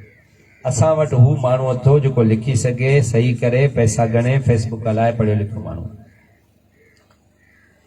हाणे जेका तालीम अची बीठी अथो उहा इन पंहिंजे जदीद तरीक़े मां ई चेंज थी वई अथो। हिन वक़्तु जेके दुनिया जो जदीद जेके आहिनि उहे लर्निंग्स, मूंखे ॾाढी ख़ुशी थी। हींअर जेके जंहिं ट्रेनिंग सेशन में हुउसि, मिठी जो बि हिकिड़ो टीचर हुयो अंग्रेजी जो, उहो बि उन ओपन प्रोग्राम में हुयो, ऐं उहो बि उन जेको सो उन हींअर जेको 2 महीननि जो जेको कोर्स हुयो उन में उन कयो पिए, ॾाढो सुठो। हाणे जेको तालीम जेका आहे न उस्ताद खां, माना इहे 3 हुया। हिकिड़ो ज़मानो हुयो त बाबा किताब आहे, इहो ई सभु कुझु आहे, ॿार खे पढ़ायो, पोइ उस्ताद सभु कुझु आहे, ॿार खे पढ़ायो। हाणे जेको एजुकेशन जो बुनियादी जेको आहे उहो आहे लर्नर सेंटर्ड, ॿार मर्कज़ आहे, उस्ताद न आहे। अॻे इल्म जेको हुयो न उहो मुंतकिली जो नालो हुयो। हाणे असीं नॉलेज खे मुंतकिली कोन था मञूं, नॉलेज मुंतकिली न आहे, नॉलेज कंस्ट्रक्टेड आहे, माना तव्हां पंहिंजे ज़हन में उनखे कीअं था सम्झो। हाणे तव्हांजी ॻाल्हि में ज़हन में का बि ॻाल्हि अचे थी न, उनमें तव्हां सोचो था, पोइ उनखे पाण में लिंक करियो था, पोइ पंहिंजा नतीजा कयो था, पोइ जेको हतमी तव्हां ठाहियो आहे हू चवे थो ॿार खे सोचणु सेखारियो। असां ॿार खे जवाब था सेखारियूं। भाऊ ही सवाल है ना, हाँ बाबा मुंहिंजो जवाब आहे, बोर्ड ते लिखां तो अभी भी लिखो, पोइ कापी ते उतारजो, पोइ पेपर में लिखिजो, बस ख़तम। पाण ॿार खे जवाब ॻोल्हणु सेखारियो था, हू सवाल करणु ॿार खे सेखारियो, जेका वॾी अहम ॻाल्हि। ॿियो असांजे इल्म में न, अॼु आउं तव्हांखे ॾाढी ॾाढी भली ॻाल्हि ॿुधाए थो वञा। ॿुधो न, ज़िंदगी में जेके सभ खां घणा मुंहिंजी नज़र में क़तल थींदा आहिनि उहे क्लासरूम में थींदा आहिनि। ऐं सभ खां वॾे में वॾो क़ातिल टीचर आहे, जेको ॿारनि खे स्टैम्प कंदो, ठपा लॻाईंदो, तूं दल आहीं, तूं डफर आहीं, तूं नालाइक आहीं, अहिड़ो ई अहिड़ो ई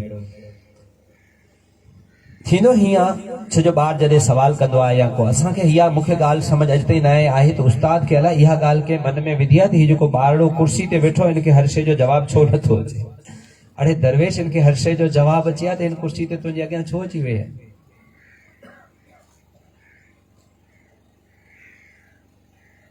पाण उहा क़ौम आहियूं या जेके बि शागिर्द आहिनि ब्रेक गॾु मल्हाईंदा, सेलिब्रेट कंदा, गॾु हूंदा, ख़ुशि हूंदा, मोकलूं गॾु कंदा, पर क्लास में रुगो इंतज़ार में ईंदा त अधो ग़लती करे ईंदा, रुगो खिलो हा हा हा हा हा, ऐं पोइ छा थींदो? वरी कॾहिं ज़िंदगी भरी सवाल कोन पुछंदा। ऐं यादि रखो जेसि ताईं पाण क्लासनि में वेही करे हिक ॿिए ते खिलंदा रहंदासीं न, तेसि ताईं पूरी उमिरि ज़िंदगी में पाण रुंदा रहंदासीं। जंहिं ॾींहुं तव्हां क्लासनि में खिलणु बंदि करे छॾियो न हिक ॿिए सां, उन ॾींहुं तव्हां कॾहिं ज़िंदगी में रुई वञो त चइजो त ग़लति ॻाल्हि कई। पहिरियों मसइलो। ॿियो मसइलो असांजा, ॾिसो पंहिंजा आबा दादा मोतबर हुआ, उनजे ख़िलाफ़ न आहियां, ऐं तव्हांखे ॿुधां त हर दौर जूं तक़ाज़ा मुख़्तलिफ़ आहिनि। ॿियो वॾो जेको असांजे वॾनि असांजे लाइ मसइलो तालीमी में कयो, उहो छा हुयो? उहो ही हुयो त साईं खे सवाल नथो अचे, तव्हांखे अचे थो, हिनखे तव्हां चमाट हणो। मूंखे जवाबु आयो, मूं चमाट हई। पोइ तव्हां छा था सम्झो त इहा जेका क्लास जी बैच ते तव्हां हिकिड़े ॿार खे ॿिए ॿार खां चमाट हणाई, इहा चमाट तव्हांजी इन बैच ते रहिजी वई न? मिठा ईंदड़ पूरी समाज में उहा चमाट गूंजदी रही। पोइ जिथे जिथे बि मूंखां कमज़ोर मिलियो, छो जो मूंखे बचपन में इहो त मूंखां कमज़ोर आहे त मूंखे चमाट हण, पोइ उहा चमाट मूं हर घटी में, हर शहर में, हर जॻह ते वेही करे मूं तोखे हई, छो जो मुंहिंजी तरबियत जो इहो हिसो हुई त तोखां कमज़ोर आहे, इनखे चमाट।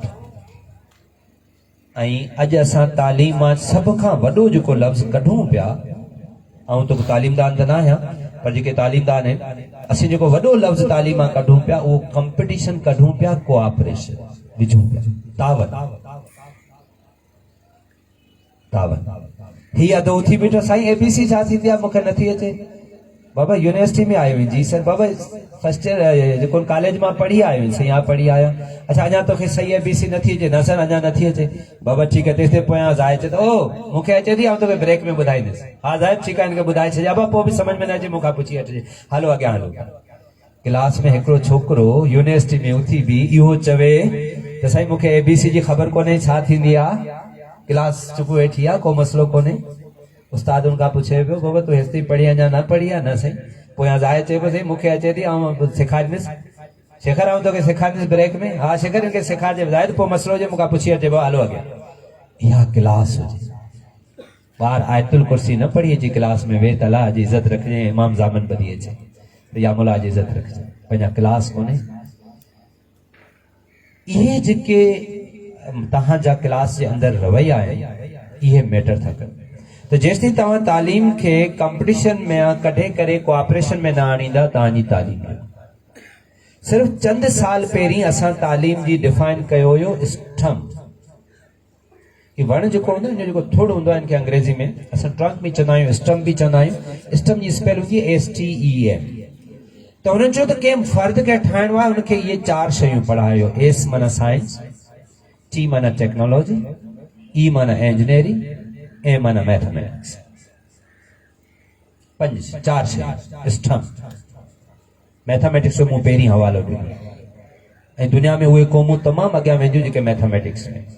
अचण वारो जेको दौर आहे न, उहो मैथमेटिक्स जो ऐं एल्गोरिथम जो उरूज जो ज़मानो थियो। कंप्यूटर जो ज़मानो आहे। हर शइ प्रोग्रामिंग में हली पई वञे। पाण वटि जेके ॿोलियूं आहिनि, जीअं पाण अलिफ़बेट ते लिखूं था, रोमन में 24 अखर आहिनि, अंग्रेज़ी में 26 अखर आहिनि, ऐं अरबी में जेको न सो 32 आहिनि, परहैप्स 37 उर्दू में आहिनि, सिंधी में हमी चओ 52 था, करियो कुप था आहिनि वधीक।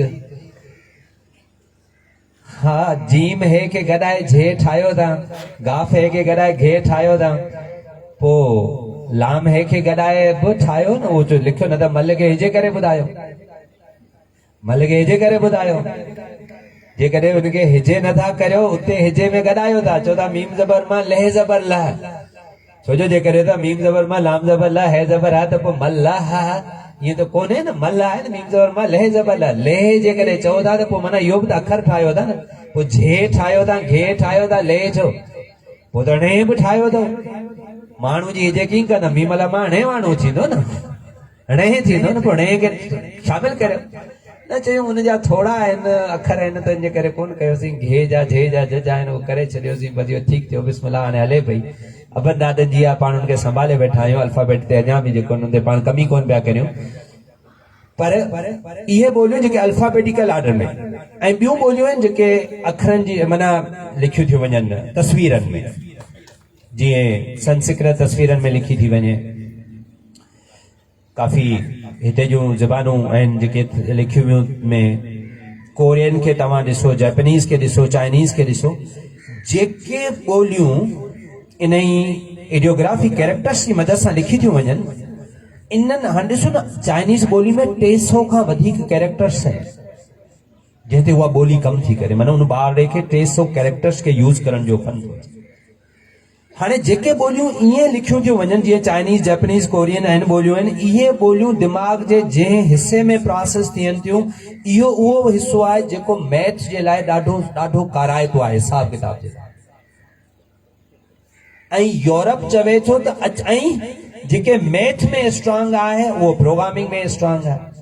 हिन वक़्तु सॼी दुनिया जे अंदरि जेके सॉफ्टवेयर इंजीनियर्स वेठा दुनिया में जज में जज जेको कमाइनि पिया, उहे हींअर सॉफ्टवेयर इंजीनियर्स कमाइनि पिया जेके प्रोग्रामिंग कनि पिया। हलो गर्थम जो पीरियड अची वियो, हर शइ कंप्यूटराइज़ थींदी वञे, हर शइ जो प्रोग्राम ईंदो वञे, ऐं हर शइ प्रोग्रामिंग थींदी, तव्हां उनखे प्रोग्राम कयो पिया ऐं वेठा करे सॼो कुझु, ऐं तमामु वॾी वॾी फील्ड आहे, ऐं जेको तमामु वॾे में वॾो जेको दुनिया में पहुचाल ताज़ो आयो आहे, माना उहो सिलिकॉन वैली या बेंगलोर वग़ैरह जेको कुझु उतां जा आहिनि, जेके बि माण्हू हीअं लीड पिया कनि, उन में जेको तमामु वॾो रोल, MIT छो पई लीड करे, बिकॉज ऑफ दैट।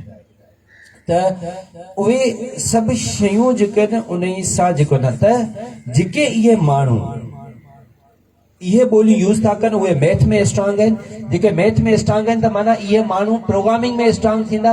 हींअर सॼे यूरोप खे इहा खलबली आहे त अचण वारे दौर में जॾहिं कोरिया, जापान, चाइना इहो सॼो बेल्ट गॾिजी करे ऐं जॾहिं प्रोग्रामिंग में एक्सीड कंदो, एक्सेल कंदो, त असां हिनखे कीअं फेस कंदासीं, हू इन जे लाइ पंहिंजी तयारी में आहे।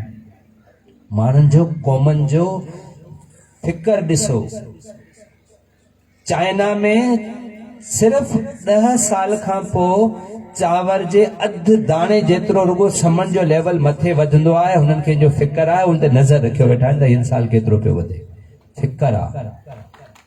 पाण खे त इदराक ई कोन्हे त पाण सां जेको छा पियो थिए। तो चाइना वारनि वटि हिकिड़ी कोटेशन आहे त बाबा जेकॾहिं तव्हांखे 1 साल जी ख़ुशहाली खपे न, 1 साल को सुठी ज़िंदगी गुज़ारणी आहे त अनाज पैदा कयो, 10 साल सुठी ज़िंदगी गुज़ारणी आहे त पोइ वण पैदा कयो, पर जेकॾहिं तव्हांखे 100 साल सुठी ज़िंदगी गुज़ारणी आहे न त पोइ पंहिंजा माण्हू पैदा कयो जेके तव्हांजी 100 साल जी ज़मानत। त मैथ मूं तव्हांखे ॿुधायो त एजुकेशन 4 शयुनि ते definition, science, technology, engineering, math. हाणे असां स्टेम खे स्ट्रीम में कन्वर्ट कयो आहे, साइंस, टेक्नोलॉजी ऐं इंजीनियरिंग, आर्ट्स, मैथमेटिक्स। जेके बि हिते ॿार वेठा आहियो, इहो अथो तव्हांजी उरूज जो ज़मानो। अॻे पाण खे जस्ट हिते तव्हांखे चवंदा त रुगो तव्हांखे हिकिड़ो सब्जेक्ट पढ़ायो, जनरल साइंस पढ़ायो या रुगो मैथ पढ़ायो, ठीकु आहे। हाणे इहे 5 टेक्नोलॉजी पाण वटि पढ़ाई नथी वञे बदकिस्मती सां, ऐं हिन वक़्तु वॾे में वॾो जेको आहे एजुकेशन जे अंदरि जेसिताईं तव्हां टेक्नोलॉजी खे इनकॉर्पोरेट न कंदो, जीअं मूं तव्हांखे ॿुधायो त मुस्लमाननि कागज़ ऐं पेन जो इस्तेमालु करे तरक़ी कई, वरी प्रिंटिंग प्रेस जे नाबरी वारे पंहिंजे पाण खे बर्बादु कयो। ताज़ो मिसाल हूंदो, तव्हां शुरू में जेके नोकिया फ़ोन हुयो, इहो एॾो वॾो दुनिया जो कामयाबु फ़ोन हुयो ऐं इहो विंडो टेक्नोलॉजी सां कनेक्टेड हूंदो, सेम्बियन नाले जी हिन में टेक्नोलॉजी जेका यूज़ कंदा हुआ। ऐं जॾहिं एंड्रॉइड जो प्लेटफॉर्म आयो त नोकिया चयो मूंखे ज़रूरत कोन्हे, ऐं ऑलरेडी जेको न सो यूज़ करियां पियो, जेको न मूं वटि विंडो सां कनेक्टेड आहियां, सेम्बियन आहे, मूंखे एंड्रॉइड ते अपग्रेड थियण जी ज़रूरत कोन्हे। ऐं सैमसंग वारा इहे सभु एंड्रॉइड ते विया ऐं नतीजो इहो निकितो त जॾहिं एंड्रॉइड टेक्नोलॉजी लॉन्च थी त सिम्बियन टेक्नोलॉजी जो केरु नालो वठण लाइ तयारु कोन हो। उहो नोकिया जेका हेॾी लीडिंग कंपनी हुई उहा ईअं ज़वाल में वई हली जो वरी साॻियो सैमसंग वारनि खे परचेज करे हाणे इहे कीबोर्ड वारा इहे सादा मोबाइल ठाहे ॾिए जंहिंते इहा हले पई टेक्नोलॉजी। ऐं पाण सभिनी एजुकेशन टीचर्स के ऐं जेके असां सां गॾु नंढड़ा ॿार वेठा बाबा हिते रुगो फेसबुक ते डीपी हणण जो इहो दौर न आहे। इन ई साॻे मीडियास खे असां यूज़ पिया कयूं। इन ई साॻे व्हाट्सएप ग्रुप ते असांजा एजुकेशन जा प्रोग्राम्स हलनि था। हींअर आउं हिते वेठो आहियां, हींअर बि मुंहिंजे फ़ोन ते मुंहिंजा स्टूडेंट्स ELT में डिज़र्टेशन्स में पंहिंजा टॉपिक ते जो कुझु सभु लिखनि वेठा, कमेंट्स ॾियनि वेठा, ऐं हितां वेही करे हुननि खे गाइड पियो कयां त हिते हीअं थियणो आहे, हिते हीअं थियणो आहे। असांजो क्लास रुगो 2 कलाक ताईं न हलंदो आहे। इन ई जो इफेक्टिव इस्तेमालु टेक्नोलॉजी जो, ऐं इहो हाणे एतिरो महांगो न आहे ईअं जो हाणे पाण सभिनी वटि फ़ोन त अची थो वञे, पर उन खे पाण ॿियनि सेंस में इस्तेमालु पिया कयूं।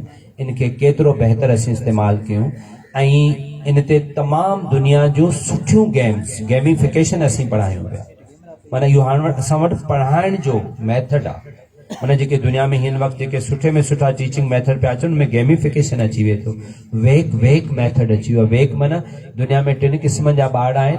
हिकिड़ा ॾिसी जल्दी सिखंदा आहिनि विजुअल, ॿिया ऑडिटरी आहिनि ॿुधी जल्दी सिखंदा आहिनि, टिया काइनेस्थेटिक आहिनि एक्टिविटी बेस ते जल्दी सिखंदा आहिनि। असां वेक मैथड जे तौर ते ॿारनि खे पढ़ायूं। असां कोलैबोरेटिव मैथड यूज़ पिया करियूं। असां इंटीग्रेटिव मैथड ते अची वई आहे। इंटीग्रेटिव मैथड हूंदो त माना हिकिड़े ई क्लास जे अंदरि तव्हां हुनखे ईअं अॼोके शयुनि में मूं काफ़ी शयुनि खे लेक्चर में कयो आहे डिस्कस, तारीख़ मां बि शयूं खणी आयसि, ॿियनि सभिनी खे इंटीग्रेट करे वरी ऐं पंहिंजे एजुकेशन सां उनखे लिंक करे तव्हांजे अॻियां रखियूं त कीअं पाण खे हुनखे हाणे टेक्नोलॉजी जा ॿिया काफ़ी पासा आहिनि, पर आऊं उनखे पंहिंजे एजुकेशन जे तनाज़र में खणी अची करे लिंक करे तव्हां सां रखिया। इहा अथव इंटीग्रेटिव एजुकेशन। माना सुभाणे जेको पाण फर्द ठाहियूं उहो इन्हनि सभिनी शयुनि ते नज़र रखंदो हुजे। ऐं inclusive education, U can't believe. ऐं एक्टिव लर्निंग, असांजे ॿार खे क्लास में चयो वेंदो चुप करे वेहो, चुप करे। वो चवंदा आहिनि को अंग्रेज़ विजिट ते पिया आहियो त ऐलान थियो बसि सुभाणे अंग्रेज़ तव्हांजे स्कूल खे विजिट कंदा। चयोसीं सही आहे, सभिनी उस्तादनि खे ॿुधायो वियो, शागिर्दनि खे ॿुधायो वियो। पोइ सुभाणे टीम ईंदी विजिट करे अचे, सुठा कपिड़ा पाइजो, नओं लाहिजो, तेल हणी अचिजो, सुरमो बुरमो पाए सभु थी करे अची वेही रहिया कुर्सियुनि ते, टीचर अची बीह रहियो ऐं अंग्रेज़ आयो, क्लास खे ॾिसंदो वियो, सभिनी क्लासनि खे ॾिसी दंग करे वञी प्रिंसिपल जे ऑफिस में वेठो। को शोर कोन्हे, को गोड़ कोन्हे, सभु चुप करे वेठा, उस्ताद बीठे ॻाल्हाए बीठे। सो वञी वेठो क्लास में, जॾहिं ऑफिस में वेठो चई ॾे ख़बर स्कूल कीअं अची। School I was in graveyard, तूं त मूंखे कब्रिस्तान में वठी हलियो। I saw one person was talking to graves. मूं ॾिठो हिकिड़ो माण्हू हुयो हुन कब्रनि सां ॻाल्हायो पियो, क्लास व्लास त कुझु कोन। पाण ॿार खे ऐं हू चवनि था त इंटरेक्टिव कोऑपरेटिव क्लासिस, माना अहिड़े तरीक़े सां इहे के ॾुखिया तरीक़ा न आहिनि। इन जा ट्रेनिंग सेशन्स रखो तव्हां मिठी में, तव्हांजे टीचर्स जो हिन रीजन जे टीचर्स जो ट्रेनिंग सेशन्स रखो। ऐं फ़क़ीर ईंदुसि तव्हांजे उस्तादनि खे ट्रेनिंग ॾिजे त इहे शयूं असां क्लास में कीअं ऑपरेट कयूं, इन्हनि खे कीअं असां क्लास में ॿार खे ट्रेन कयूं। माना असां उस्तादनि जा हथ मज़बूत कयूं, पोइ तव्हां वरी पंहिंजे क्लासिस में वञी उहे शयूं कयो त माना पाण हिकिड़ो माहौल क्रिएट कयो। पाण जो ॿियो को बि मसीहा कोन्हे साईं, मसीहा पाण आहियूं। हाणे जेको बि तब्दीली ईंदी उहा हिते ईंदी, उहा पाण में ईंदी। जेकॾहिं पाण सम्झो था त को माण्हू अची करे पाण खे बचाए सघे थो त इहो मुमकिन कोन्हे। बाक़ी ख़्वाब आहे उहे ॾिसणु ॾोह कोन्हे। हू चवंदा आहिनि त राइट ब्रदर्स जेके हुया, 3 भाउ ॿ भाउ, उनखे शौक़ु जाॻियो त असीं जहाज़ ठाहियूं।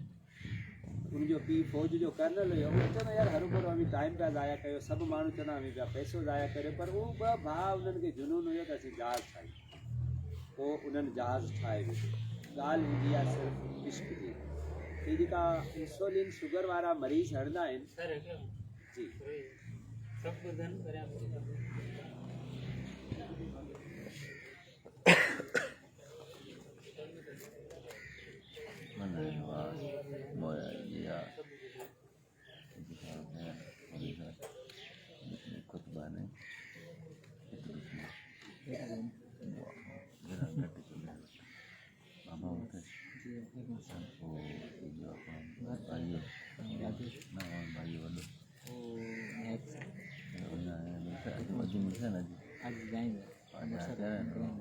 ठीक या सो उन्हनि ॿिनि भाइरनि खे शौक़ु थिए थियो असीं जहाज़ ठाहियूं ऐं हाणे पखी आहे जंहिंजे लाइ चयो वेंदो आहे त हू जॾहिं वॾो थींदो आहे पोइ ॻाईंदो आहे पोइ जॾहिं ॻाईंदो आहे पोइ जॾहिं उरूज ते हुनजो साज़ म्यूज़िक पुॼंदो आहे पोइ हुनखे बाहि लॻंदी आहे पोइ सड़ी रख थी वेंदी आहे पोइ वरी हुन रख मां फिनिक्स पखी दोबारा जनम वठंदो आहे कसम ख़ुदा जो मूंखे हिन इंसान ते एतिरो भरोसो आहे हीउ फिनिक्स पखी जीअं हिनखे मूं हज़ारे दफ़ा राख मां जनम वठंदो आहे तव्हां हिरोशिमा नागासाकी जो मिसाल ॾिसो जिथे एटम बम हुते अॼु वरी ज़िंदगी रवां दवा आहे माण्हू ख़ाक नाहे माण्हू किथे बि जेको जनम वठी सघे थो रुगो तव्हां जो आदत सो उहो ई फोर्ड लॻो रहियो गाॾी ठाही पहिरीं जेका गाॾी ठाही उहा रुगो अॻियां हलंदी हुन में रिवर्स गियर कोन हूंदो हुयो ओ ईअं घुमी वञी फिरंदी पोइ वरी उहा गाॾी जेको खे रिवर्स गियर में ही जॾहिं इंटरनेट दुनिया में पहिरियों दफ़ो आयो हुयो त हिकिड़े माण्हू चयो त internet we are least concern for that असांजो छा वञे इंटरनेट में उहो माण्हू जेको जंहिं चयो हुयो जेको हीअं दुनिया जो सभ खां वॾो अमीर तरीन माण्हू आहे जेको माइक्रोसॉफ्ट जो जेको मालिक आहे जंहिंजो अॼु सॼो बिज़नेस हिन इंटरनेट ते हले थो जेकॾहिं हींअर हिनखे चओ त बाबा तो त चयो न इंटरनेट में तुंहिंजो अचे कुझु कोन रुगो हिकिड़े ॾींहं जे लाइ इंटरनेट तव्हां पंहिंजो बिज़नेस बंदि कर त हिनजो हा फाटी पियो तव्हांखे ख़बर ई न आहे त मुमकिनात जूं हदूं केतिरियूं आहिनि ऐं शयूं केतिरियूं जेको सो अॻिते वधी सघनि थियूं सिर्फ़ु इहो आहे हू ब्रुकलिन ब्रिज आहे कॾहिं बि तव्हांजो अमेरिका वञणु थिए त उन ब्रिज खे ज़रूरु ॾिसियो जॾहिं इहो ब्रिज हिकिड़े शख़्स ते आयो त असां हिन ॿिन्ही जज़ीरनि खे गॾाए ब्रिज ठाहियूं सभिनी इंजीनियर चयो त हिन ते मुमकिन कोन्हे पंहिंजे नंढड़े पुट खे चई वञी इंजीनियरिंग पढ़ पाण खे हिते ब्रिज ठाहिणो वञी पुटु पढ़ी आयो वरी ॿिन्ही गॾिजी करे हुनजो नक्शो ठाहियो सॼी इंजीनियरिंग मुखालफ़त कई त इहो कोन ठहंदो हुननि हुनजो नक्शो ठाहियो गवर्नमेंट खे चयो त फंड ॾियो असीं तव्हांखे ठाहे ॾींदासीं हुननि फंड ॾिनो कमु शुरू थियो जॾहिं ब्रिज ठहणु लॻो त उन ई साइड ते एक्सीडेंट थियो उन में जेको पीउ हुयो मरी वियो पुटु जेको हुयो उहो माज़ूर थी वियो ऐं हू ॻाल्हाए बि कोन थो सघे सिर्फ़ु ऐं सिर्फ़ु हुनजी हिकिड़ी अंगेर हरकत कंदी हुई